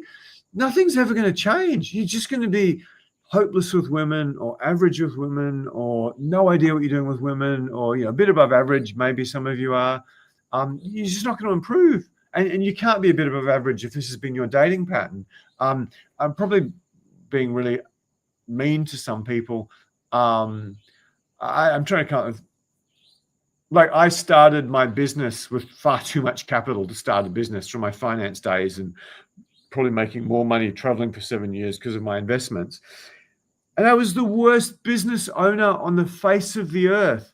The people who copied what I did, who are, I'm making 5 times what I am, maybe more, with enormous global followings, because I had all this money. I was nothing really improved, because I just did what the hell I wanted, and I never learned. It was only when I started losing a bunch of money and having to sort of figure out, oh God, I'm bleeding cash at a fair rate. So it took the pain, it took some variety to that's probably not the best metaphor there. Hopefully I didn't screw up my incredible point, maybe the most important point of tonight. So the guy who goes through the average dating cycle of the average guy, it's like, you're still completely clueless at age 55. Even after 1 marriage, 5 relationships, and sleeping with maybe 30 different women. There's some 14, maybe not these days, political correctness, probably some 14 or 15-year-old guy in high school who knows dramatically more about women than you. One of my friends in high school, who didn't really hang around with me when there was ever girls involved, but we both played Australian football, and he was one of the smarter guys in my sort of bogan school, where everyone's like, how you going, mate? How you going, mate? You drink a carton of cronies on the weekend? I went to one of those schools. I'm not exaggerating too much. And there was this guy's dad was a doctor, mine was an engineer. So we became friends. But yeah, he was insane with women. And I was the worst in the whole school. But yeah, he knew more when he was like 12 or 13 than many of the dating coaches I've come across. Like, I'm not lying to you. I'm not lying. I'm being totally sincere. Looking back on some of the things he said and he did, I learned more off him than most of the early pickup artists or most of the early dating coaches, because he just knew what he was doing. In fact, his dad was quite charismatic, gave him a head start. But yeah, he just knew quite a lot about how to naturally be attractive to women. And he wasn't a crazy good-looking guy by any stretch. So yeah, seriously, there's probably a 15-year-old guy at local high school who knows dramatically more about women than most of the guys on this. Certainly being attracted to them and getting them, and probably relations with them to some extent too. Okay, let's say you play tennis, or I keep coming back to jiu-jitsu. I got a lot of clients who do jiu-jitsu once a month, and you play the same, or you roll with the same person every single time. Let's say you do it once a month or once every 6 weeks. How are you going to go? Will you improve? Tennis, you might get injured. Jiu-jitsu, apparently, you're just going to get injured the whole time. You're going to tear ligaments out. You're not going to have the conditioning to do it. You're never going to improve. You're probably going to go backwards. You might learn some skills, but you'll probably get so badly injured you'll never want to go near it again. So yeah, if you're just running through this, you meet a girl, you have a 4-year relationship, you're heartbroken, for 3 months, 6 months, a year. You're single for a year or two, and then you finally meet someone and you're monogamous before you even sleep with her, and then you get into a relationship. You're just never, ever going to get anywhere. And if you've got money, you're probably going to go through one of these horrible divorces. So yeah, I got my first girlfriend eventually at 31. She only wanted me because I finally told someone what I was earning. It was one of my best friends, and my first girlfriend was the sister of his best female friend. So I don't know whether he told actual amounts, but she had a very good idea of how much money I was earning. So yeah, there's the only reason I got her. But anyway, I was with her 9 months, and God bless that woman. We had nothing in common. Probably a waste of time, but she was an amazing sex teacher. So I got that. Other than that, my knowledge of women did not improve whatsoever in that entire time. I don't think I learned anything. If anything, I learned some bad habits, because she made it too easy for me, because she didn't want me for me. She wanted me for what I had in, maybe not in the bank, but in financial assets. And also my status. In fact, they wore beautiful tailored suits, but I never wore them with her. Okay, I'm giving you guys so much truth. If you want to succeed with women, you got to have the skills: touch, eye contact, body language, conversation, especially reading signals, dress properly, and all that stuff. All the stuff that Tess and Natalia and I help you with. The first thing, the most crucial thing you've got to do after all that list is to get some guys to go out with, to talk about this stuff with, to approach girls with, to maybe do some day game with, to maybe go along to hobbies and interests that you might both have in common with attractive girls, and actually work.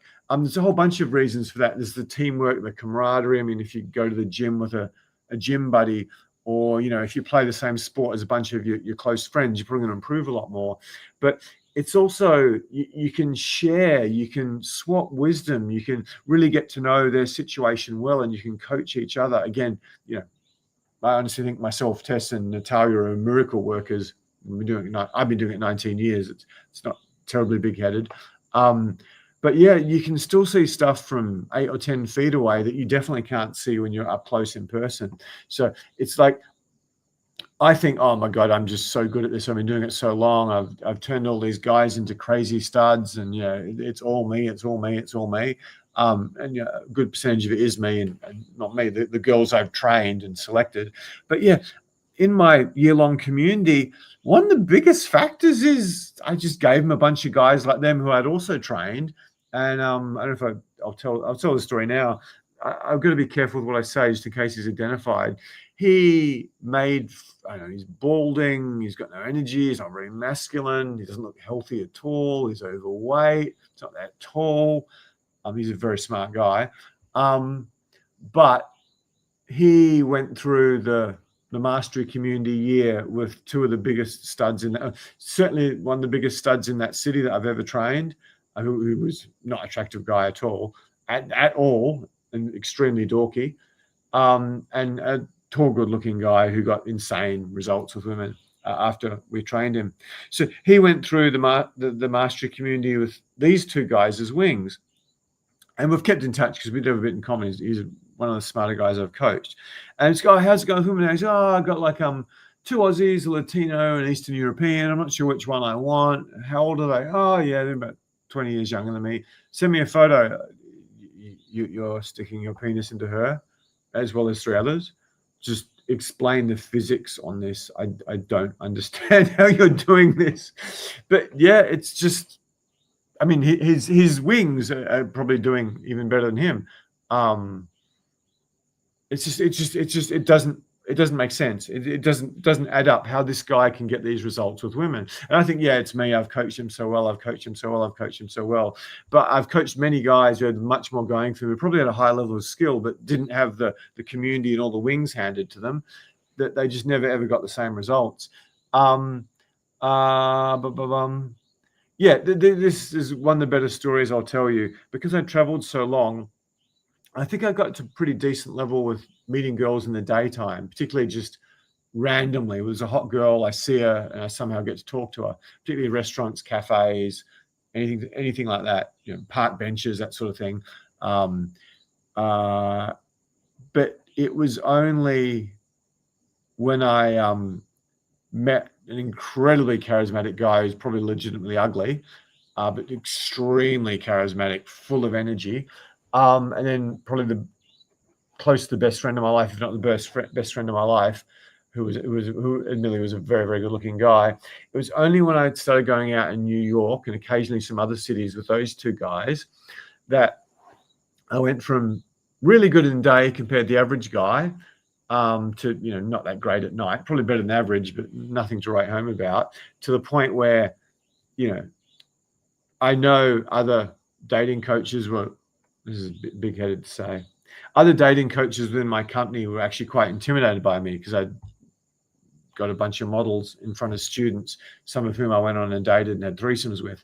And a dating coach from the biggest company in the world, then I showed him some of the photos on my camera. He goes, "Oh my God, there's two of us. There's two guys who actually sleep with beautiful girls in this whole wretched, disgusting community of fakers." He literally said these words to me when there was other dating coaches from his company around. So yeah, but I just wouldn't have got these results without these two guys. I might not have even survived. I might not have even. I've never thought of it before. I would not have survived as a dating coach. I would not have survived as a dating coach. No way, no how. So I wouldn't have had the skill to make it through my early boot camps, which, honestly, dating coach doing this job by themselves, taking guys out to bars and day games, where you get really dorky guys who are nervous as fuck. It's got to be one of the hardest jobs in the world. I'm not exaggerating. Anyway, we talked about that. I've really ignored you guys tonight. I'm sorry. Yeah, as usual, if you just joined us, I've been doing this 19 years. Many people think I'm very good at it. And Tess, Natalia, my team of female coaches are amazing at it. We're dating coaches. We're not YouTubers. We're not marketers. So yeah, if you could help us do many, many more of these and put more time and effort and resources into them and get Tess and Natalia and other girls on these as well. You've probably seen a few with Tess. She's coming back soon. She's back from Europe. Yeah, if you just, some of you may be sick of it, the regulars, but yeah, if you just do all these things, like, subscribe. And my big ask this time is if you can leave some comments when these videos go live, that would mean the world to us. I'm sorry, I've never ever neglected you guys as much. Sorry. The other thing, again, if you guys help us out, I might actually start a community with the guys on this. It's not on my to-do list for the next 2 weeks, but it could well be. Sorry, I've really been a prick to all the people. Someone's asking, how do you book the dates and feedback tomorrow? That was the first one I recognized. Tech guy, if you could just put the link in it. Hopefully it's pinned at the top of the chat. I'll be very sad if it's not. Just if you could post the link and pin it at the top of the chat, please. I'll just in case there's a problem. Unless they've all been taken, it's possible. It happened once before.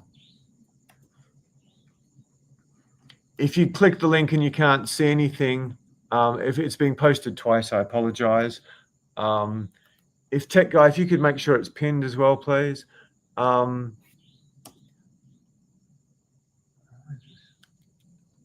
Oh, what an idiot. I've been struggling. You've seen a close-up of my big nose. It's because I haven't turned my screen brightness up enough. There's no way I can be a successful YouTuber or marketer doing this stuff. So sorry for anyone who half the frame was my fucking whopping nose. Working. Okay, I've gone back too far. Oh, good. Martin, we make lots of mistakes with women. Gray hair and 5-hour erections. How do you look more healthy than last time? Oh, great question, Peter. I've literally been in a wheelchair for 2 months and had a horrendous health issue. It's gradually improving. And I did a lot of work getting the tech right, so I'm not completely stressed out of my mind before I get here. Martin's saying vegan for 23 years. I'm not I'm not poo-pooing vegan. It's far healthier than the average diet, but you do need to go a lot of trouble to supplement because there's a lot of stuff you can't get from foods. But yeah, the particularly wild fish and especially land-based organ proteins, they are untouchable. But anyway, if anyone wants me to talk more about health, which I probably am an authority on, given how ridiculously healthy I am, and the 5-hour erections, did I mention that? Did I mention that before? Maybe I did. Yeah, I can prove it on video too. Not on YouTube Live though. No amount of subscribes and comments will help me if I do that. So Connor wins. Where am I going? Putting up all round. Sorry, Tess is awesome. Thank you so much. I'm really not good at that. Sorry, I've gone back a long way. Okay, here we go. Ghost World with Thora Bitch. Haven't seen that. Martin's like a serious movie database. He's a film director too. Scarlett used to make Greta films. Yeah, I'm not a huge fan. Sorry, Luke, my earlier question. Women get in line when other women are in line. Oh, yeah, I mean, magical. Yeah, of course they do. Of course they do. But the corollary of it, sorry, I shouldn't use big words. The opposite of it is true as well. They get out of line when other girls are out of line. You should see some of the stress I went through in my business with a bunch of bloody models. Just one's bad and they all copy like crazy. As I said, don't start a business with too much capital. It's not good. Dave's asking, how do you book dates and feedback? I think we've answered that. Please make sure that the thing's pinned at the top. I don't want to take time out to do it. Magnus, top 5 cities for practicing dating skills. Oh, that's a great question, man.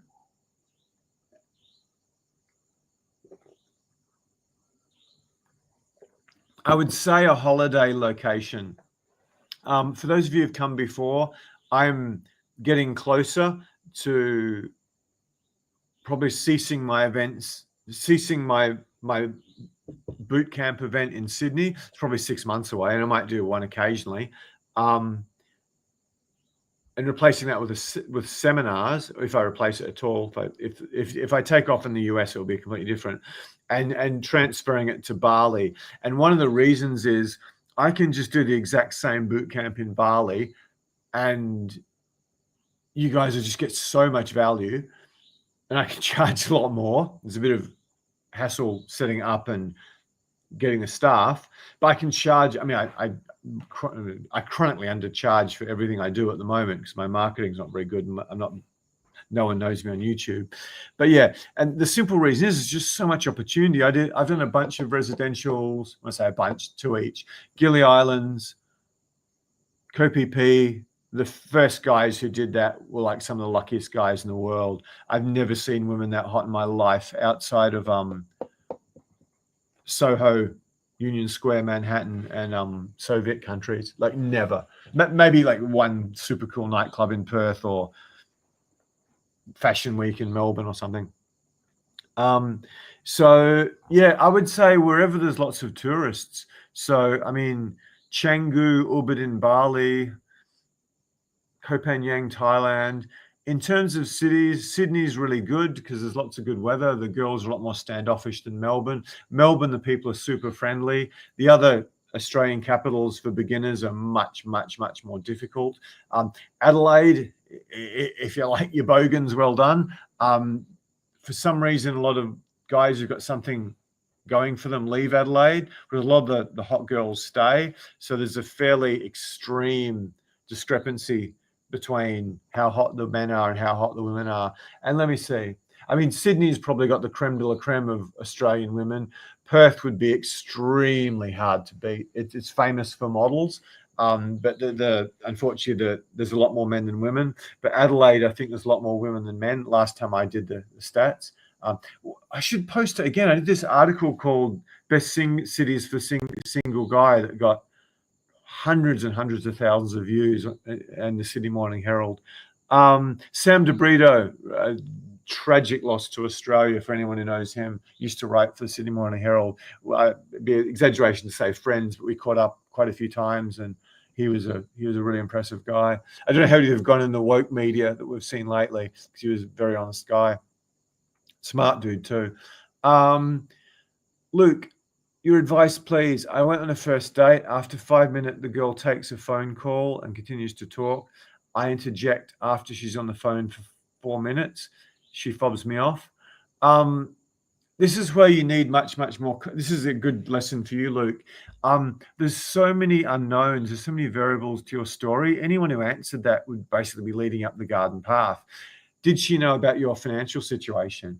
If it's the same, Luke, I think it is. How attractive is she compared to the other girls you've dated? What age was she? Was she a gold digger? You need to know all this stuff. You need to know more about the date. Where was the date? How long did she talk to? Was she like, oh, I'm so sorry, Luke. My mum's in hospital. It's just my brother calling. I'll just take this out. I'll be right back to you. I'm so sorry about this. Was it like that, or was it like, okay, Mr. Rich Guy, let's see how you handle this woman's test? So you can see, and this is one of the huge problems with the whole dating industry, is the whole dating industry comes from guys helping each other out in forums, and there is some value there. But most of the guys who are helping out had no fucking clue what they were doing and were lying about it. And you just can't really give advice like this. If you ask Tess or Natalia that quote, certainly Tess or Jackie, she'd be asking you like I do. They'd be asking like 10 or 12 qualification questions before they even opened their mouth. So off the top of my, this is a fantastic example. This is a fantastic example of how guys just kill themselves and just following people who've got no idea what they're doing or taking terrible advice. You just need to answer most of these questions to actually know. The most likely thing is, I know a little bit about your financial situation, if it's all right, Luke. I think it is, because you show up a lot. She knows who you are and she wants to fuck you around. It could be a woman's test whereby if you've got the balls to interrupt her, even after 4 minutes is a long time, she's like, oh, I can't easily control this guy. I'm not interested in him. Luke, there's a follow-on question I didn't see. I walk away. Shit tests or blatant disrespect and rude behavior. Oh, sorry, Luke, I didn't read your answer. You could have just had a bitch. She might have been having a bad day. No disrespect, I haven't seen you. There's a good chance if it was a first date, she got there and she wasn't attracted to you for whatever reason. Could be you're not attractive enough. It could be you're too old. Could be a reminder of some guy who broke her heart. There could be many reasons. The truth is, with whatever my 19 years of experience and 1,000 guys, crazy studs, and thousands of guys really happy with me and my team of coaches, I can't tell you from the text. I probably couldn't tell you till I talked to you. My thoughts.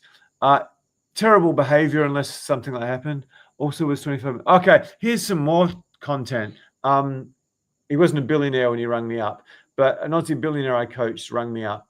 And he's just meeting all these women, just so many women. I think because he did public appearances or something like that. I don't want to say too much in case people figure out who he is. And he's like, I can't remember his staff numbers at the time. It's like 500 people or 1,000 people who's employing at that time across several companies. They just keep standing me up. It's like, don't they know I'm busy? And, you know, I've got all these staff, and if I need to go on a date with a girl, I need to rule off the night. And, you know, it's not like I'm going to go on a date, doesn't work out, and, you know, go back into work. It's insane. It's insane. And he's really shitty. He was about to give up on girls altogether. And like a lot of rich guys do, they settle for prostitutes or seeking arrangements to save the hassles. And these days save the potential complications, which is so sad for the world. But yeah, every single hot girl I've ever dated is really late. Just they're late. If I date a girl who's a legitimate agency model, and I've got a connection with her, I basically there's like a 70% chance she's going to stand me up probably at the last minute. And I know this. So I've often I get a date with a model. I'm like, oh, she's not going to show first time, maybe second time. I've like made other plans, or I'm just staying at work I might have, whatever. I might put on the clothes I need for the day or something, work out what the date's going to be.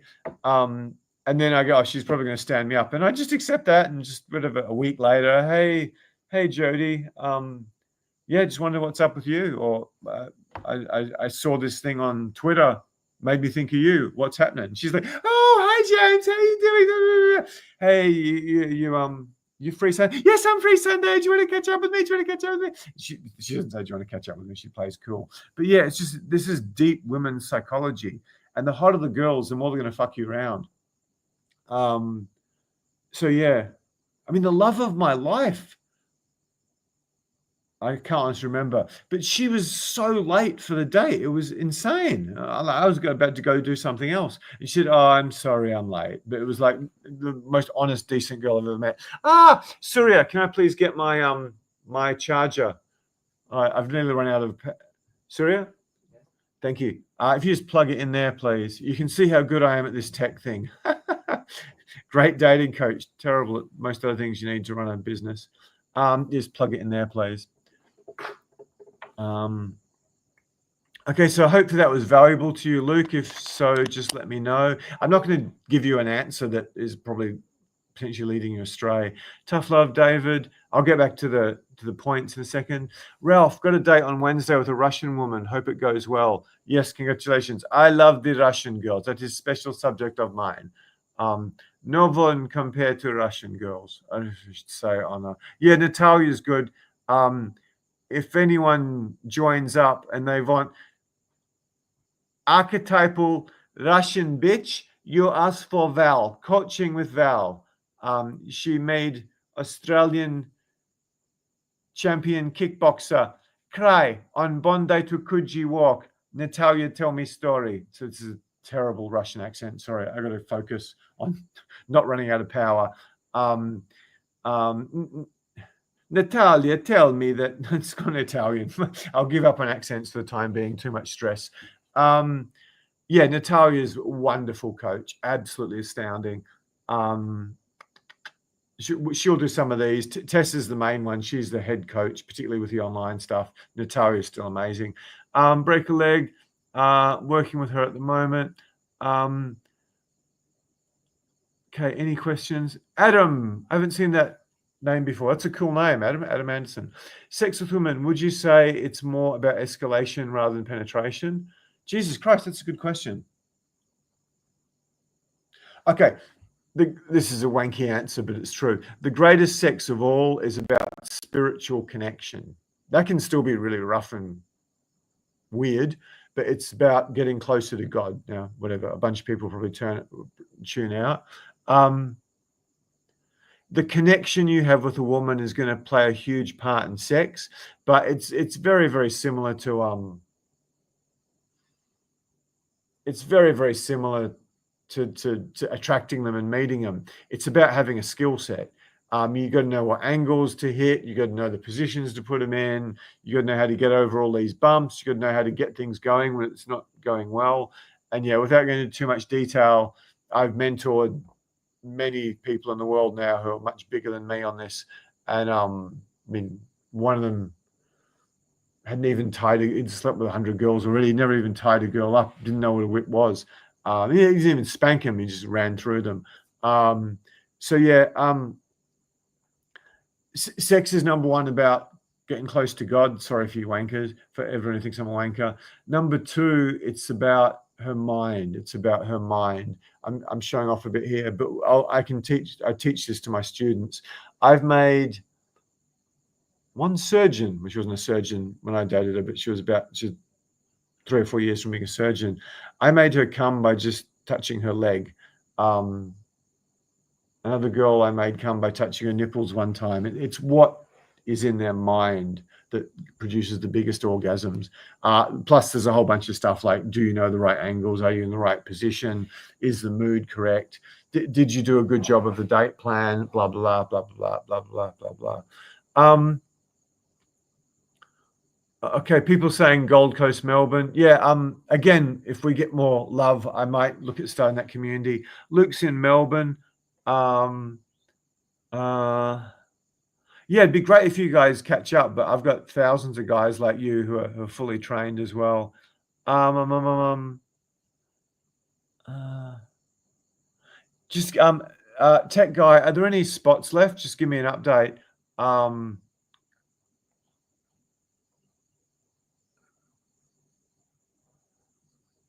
Adam, I'm not sure if it's been discussed, but introducing sexual energy into a date conversation, my understanding is discussing the topic of sex, sexual fantasies ramp up that way. Great question, Adam. This is another instance of people who either copy people that haven't had that much experience giving advice. I think it's a big mistake.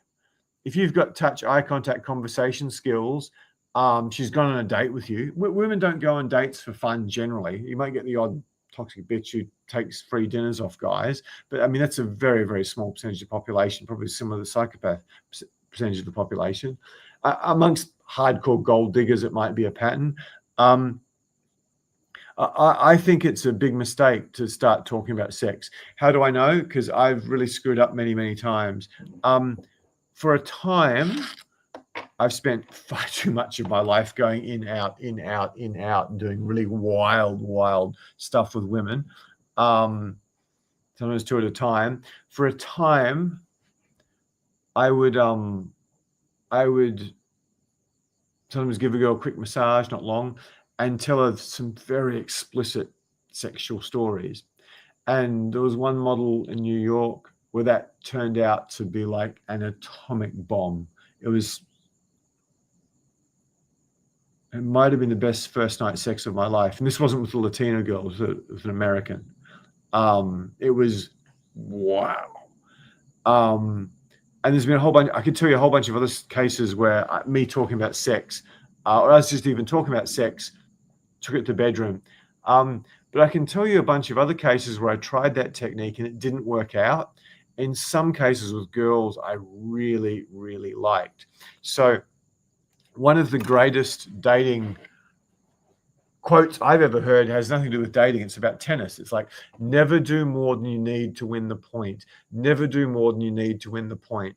If you're just some random guys coming to a YouTube live wanting some advice and you don't have touch, eye contact, body language, conversation skills, how to structure a date successfully, how to escalate, how to read signals, if I haven't said that, a bit of an understanding of women's tests and psychology. If you don't have all that stuff, then maybe talking about sex is a good suggestion for you.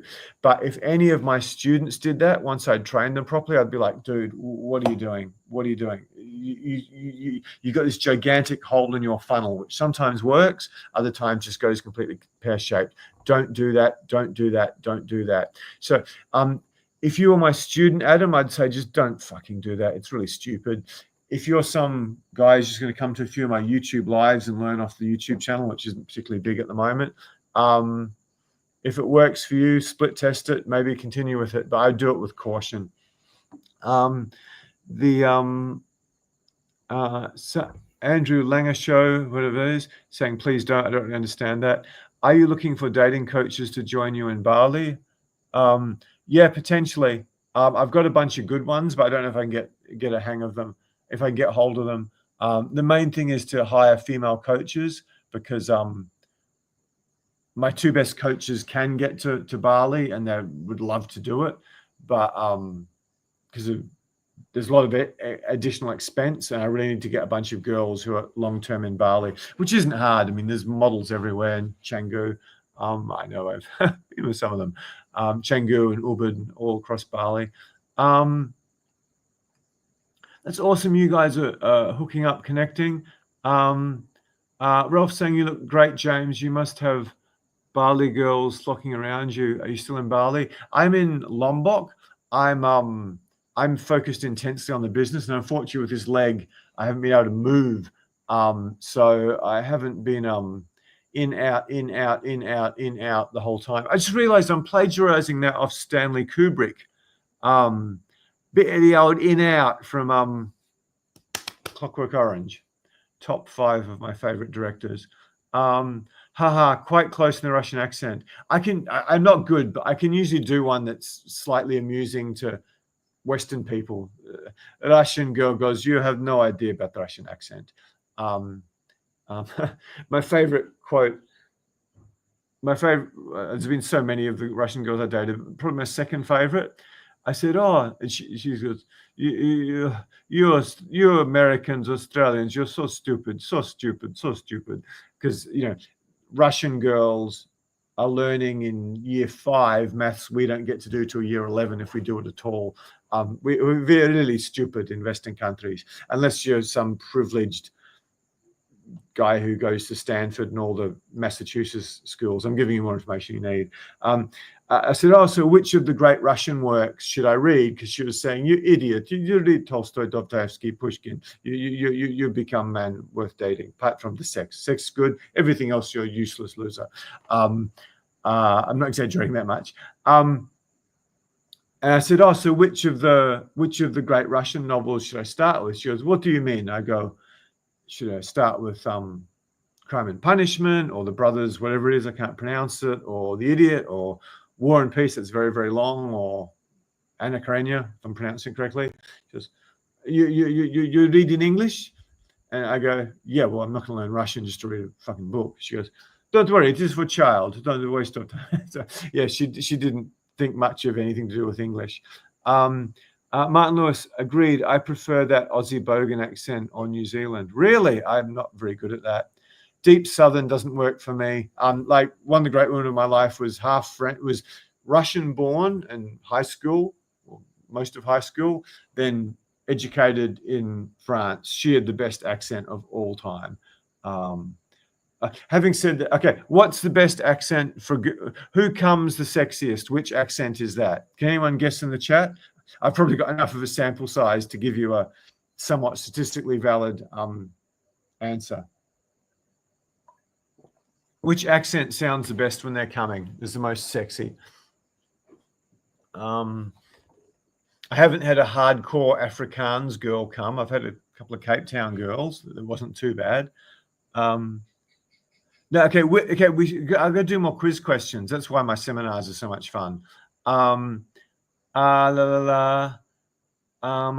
Tech guy, there's 2 links going in the chat. It should be pinned at the top, so that's enough. Thank you.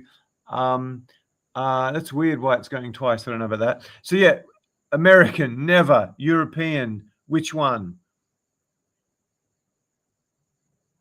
Jodie Foster, don't understand. It's probably a movie reference.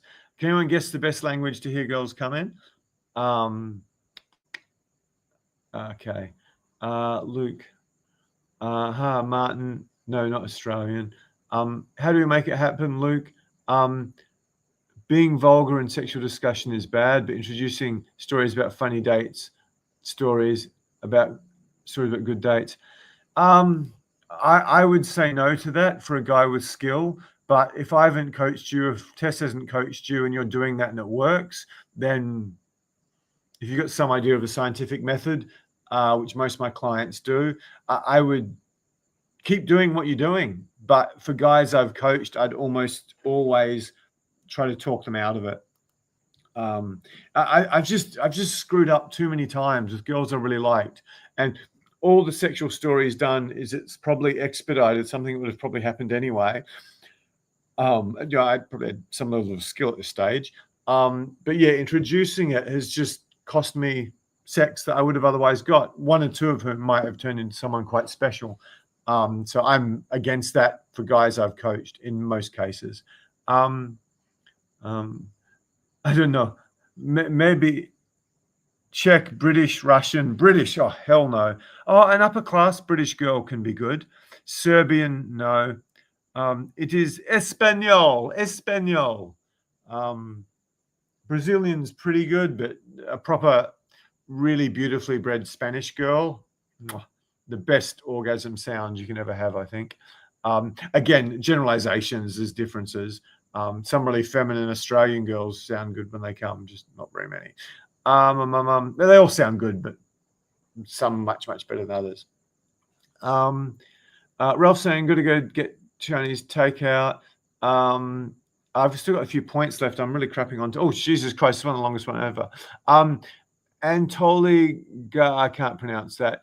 Do you think Russian girls are much smarter and more material. Yes, and yes. I think I've talked before about how there's all these sad misconceptions about Russian girls. A lot of Russian girls come from some village somewhere with real GNP per capita of like $2,000 a year. They get to America or Canada or Australia, and they suck all energy out of Australian mans that they use for visa, and then they come, they be gold digger. So yes, they are much more material, but not all. But my main experience in terms of time and actual connection, the only ones whose names I can really remember, Russian girls were girls from really cultural elite St. Petersburg families or insane money, Moscow mining money.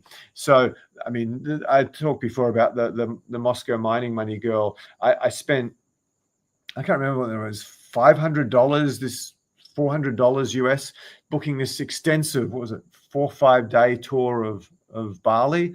And then, I mean, it's taking me an hour to go find the guy and book it and arrange it. And then she goes, how much was trip? I said, oh, it's $500. She just goes to a suitcase, pulls out $500, gives me $500, said, yeah, but I'm going to pay half, aren't I? And she goes, oh, don't worry, you organize. She couldn't give a flying fuck about money. It was irrelevant to her. Like a friend of mine who was a founder of an extremely famous company you've all heard of and probably use every day. Just money meant completely nothing to him, or an heir to a famous fortune. Yeah, she just could not give a flying fuck about money. Her dad was the CEO of a major mining company with 2 PhDs, who was also a competitive boxer. Holly Hunter's very sexy. I'm not sure about Jodie Foster's very sexy. Oh, if anyone wants, who wants the greatest old man pervy movie of all time? Yes or no? I love this movie. Martin's going to have to correct me on the pronunciation. Marcello Mastroianni, the greatest Italian, possibly greatest European actor of all time. Can anyone guess what the movie is? I can't remember what it's called. Shit. I have to tell you guys. What's it called? If you just Google Natasha Kinski, probably the most beautiful actress of all time, Natasha Kinski, Marcello Mastroianni. Martin will sort this out for me. What's the name of the movie? I've seen it twice. I was drooling the whole way through. Reminded me of my travels. No, it's not La Dolce Vita. It's one with Natasha Kinski and Marcello Mastroianni. I don't know how I'm pronouncing that. Sigourney Weaver, Heartbreakers, impersonating a Russian woman. British, La Dolce Vita. Okay, cool. Well, I've got some. Actually, we're going really, really late. I've got a bunch more points for you guys, but this one's going on very long. I'm told off for doing this, so I'm not sure whether I'll do the second part of this. If so, please come. There's so much good stuff I haven't got to, because. Yeah, this is 19 years of dating. I did a bad headline. This is the top 20 things every man, particularly a professional, educated, somewhat successful man, needs to know about women after 20 years of dating coaches. This is the real title of this thing. I haven't put them in 1, 2, 3, 4. Don't settle. Did I do it today? Men are stupid, women are crazy. So we might move on and do this another time because it is getting late. But yeah, if there's any pressing, stay as you are. Yeah, that's my tip for the greatest old man pervy movie of all time. And my God, is that woman gorgeous? Like, holy shit. Okay, we might just do a little poll. Who are the most beautiful actresses of all time? Everyone who's left, please guess. I want more love in the comments. Who is the most beautiful actress of all time? I want to hear what some people say. I'll give you my top 2, and I don't really know who comes after that. Bloody YouTube, you're such a big lag. Yeah, I mean, there's a great tip for you as well. If you want to do better with women, occasionally watch a movie with subtitles. I mean, read a fucking book would help. Read a novel. Literature is going to help you so much. Adam Anderson, the most beautiful actress of all time. It's amazing, guys' taste. It's crazy. Christina Applegate, really? Wow, this is amazing. Please give me more answers on this. Thanks, Vape King. I didn't think this would get people drag you guys out of the shadows. Michelle Pfeiffer, I'm not going to disagree with that. Actually, after a very stressful time, I rewatched Martin, help me out here. John Malkovich, Uma Thurman's boobs, and Uma Thurman, and Michelle Pfeiffer. What's that movie called? Martin will know. So Jamie Gertz gets some votes. French actresses, yeah. In terms of most beautiful, I don't know. Not like Emmanuel Bart's good, but nothing like Natasha Kinski. Dangerous Liaisons. Thank you, my little movie helper there. So yeah, Dangerous Liaisons. I watched that last night. Yeah, Michelle Pfeiffer's pretty special. She can act too. Any other most beautiful actresses? I'll tell you who mine is. Lost Boys. I don't think it's an actress. Actually, who are my regulars? Luke, Ralph. Who else? Who's your? Give me some more. Anyway, we'll wrap this up soon. I got work to do. Yeah. Anyway, hopefully we'll have YouTube lives and stuff coming along. I'm not sure if it's Tech Guy. Do we have any spots left? I'm not sure. If we do, add one just in case. There's the link at the top of the chat. Tomorrow you've got me and Tess. Let me see if we've got the thing. I might just run through this again. 1 second. My businessy friends are telling me I'm terrible at this. Okay, so who wants to change their life with women tomorrow? You'll be getting better girls this week. This is the woman who'll do it. Former catwalk model, 2 degrees, all-round, absolutely extraordinary girl, bordering on the best person who's ever worked for Social Coach. After not huge amounts of time relative to some other trainers. She's been 6-7 years. Yeah, you can go on a date with this angel of a woman, model, 2 degrees, wonderful, incredible coach, possibly at a level I've never had before. She might be next week. And yeah, what we're going to do, if I can read it, I don't need to read it, I know it. The first thing we'll do is identify and try to work on eliminating mistakes. We're not going to eliminate many tomorrow for 45 minutes. We might eliminate 1 or 2, but we're going to identify them. Identify the mistakes you've been making your whole life that have ruined your success, got you into toxic relationships, and really hurt you. Relative to where you are now, and probably relative to the average American, Australian, Canadian, European guy, you're going to master conversation skills because of some of the openers and techniques we give you. And you're going to master conversations. And I'm not saying you'll never, ever, ever run out of things to say ever again, but it'll happen dramatically. It'll happen 95% less than ever before if you just remember 1 or 2 of the things we give you. You'll get, if there's none of these left, I apologize, but anyway, we can probably find 1 more from Tess. This is the big thing. You're going to leave with this custom 7 to 10 point plan and top 3 action steps to get the women you want starting tomorrow. No bullshit, no exaggeration, no salesmanship. This will be the most important 45 minutes of your life when it comes to women, no doubt. Even if you just do a half-assed job of implementing what we put number 1 on the list. Game changer. You do not know what is holding you back with women. I'd be astounded if you do. Most of you say, oh, I need to do approaches, or I need to do more approaches, or I need to work. I've got to stop working so hard, or some of you might say, well, I've got to work on my conversation skills or something. I'll bet you there's stuff far more than that. I can give you client examples of guys who thought they sucked at all this, but the real thing was when they first met a girl, they had a really high voice, or some guys didn't listen, or me, I was probably horrendously sexually insecure. So you probably don't know what your number 1 sticking point is till we identify it for you and help you fix it. Yeah, you'll walk away knowing how to attract hot dates weekly. Yeah, I'm literally doing these myself tomorrow. I don't know how long I'll do it for. As soon as we run these YouTube lives to the States, and they seem to be working, judging by how long people hang around for, yeah, it'll be really, really good. We won't be doing this anymore, and if we're doing it, we'll be charging $200 or something, and you might not get to work with Tess and Natalia. You might get to work with other new girls. So yeah, hopefully there's a link there. I'm not sure if there's any left, and this can be you tomorrow, except it will be with Tess and me. And yeah, we sell these on the website for $1,500. I just talked to you quickly. Take $1 off you, then you get something worth $1,500 for $1, just $1. So yeah, and me too. So yeah, let me see what's been in the chat. Phoebe Cates, yeah, there's a famous scene from her that probably shows up on on Gremlins a lot. Jennifer Jason Leigh, I'm not sure about that. Phoebe Cates, I can definitely see that one. Where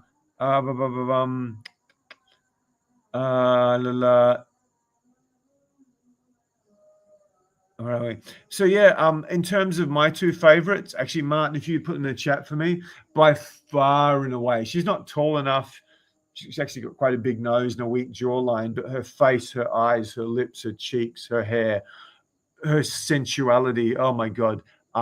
Natasha Kinski. If you watch that movie, Stay As You Are, some of you guys will watch that and go, I'm going to sign up for James's thing. I want that. I want that. So it might be good for me.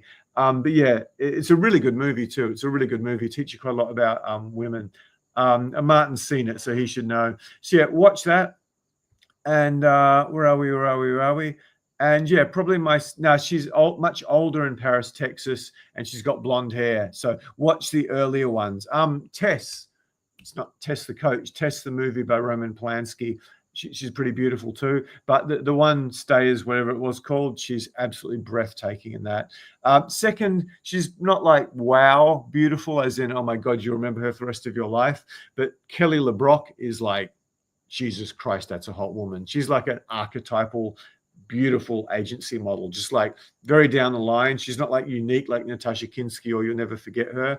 So anyway, they're my two top favorites. So yeah, check out that movie, Stay As You Are. Yeah, well, anyway, I'm getting starving, guys. Thank you so much for that. Hopefully, if anyone's enjoyed this one particularly much, I think it's arguably the most important one I've done. I'll give you the rest of this another time. And thanks for support for all my regulars. And this looks really professional, doesn't it? I've got a grey slide in front of you guys. Not the best way to. Oh, I just realized I can move that. I don't know what I'm doing. Anyway, I'm going to sign off, guys. Sophie Viragra, yeah, I can't even pronounce her name. She gets a lot of votes in Sexiest Woman polls. I think she's Colombian from memory. Kay Upton, yeah, she's rather large in the chess department from memory. Another one that gets a lot of attention is Monica Bellucci. But yeah, Natasha Kinski all the way. Like Natasha Kinski, if she was like 5'10", she could be in a room with a bunch of agency models, Victoria's Secret models. I couldn't even see them. She reminds me a bit of, anyway. She's got this sort of ethereal look that reminds me of the love of my life, and a few other girls have been very special to me. Anyway, I'm crapping on and on, as I often do. Thanks for your support, guys, particularly the regulars. And maybe Tess will be back next week. Maybe it'll be me giving you the rest of this. The other thing that you can do, if you guys could give me a rating at the end, the regulars, how valuable is this relative to other ones? Right? How happy are you spent a chunk of your Sunday night with me? That would be really, really useful. I should ask this on all of them to get some sort of metrics. Eva Green, she's not a very popular one. Yeah, so if you guys give me a number on how impressive this was, and any feedback about how to improve, or less stories, more stories, improve the tech, whatever you can think to help us do this again, because I'm not a YouTuber, I'm a dating coach, so I'm really learning. Okay, guys, I'm going to sign off and put some food in this skinny little belly, and hope you got a ton out of that tonight. Yeah, Kelly LeBrock's Woman in Red, and there's another famous movie, Weird Science. She married Steven Seagal, of all people. Oh, beautiful girl, no taste. Thanks, Martin. Appreciate your feedback.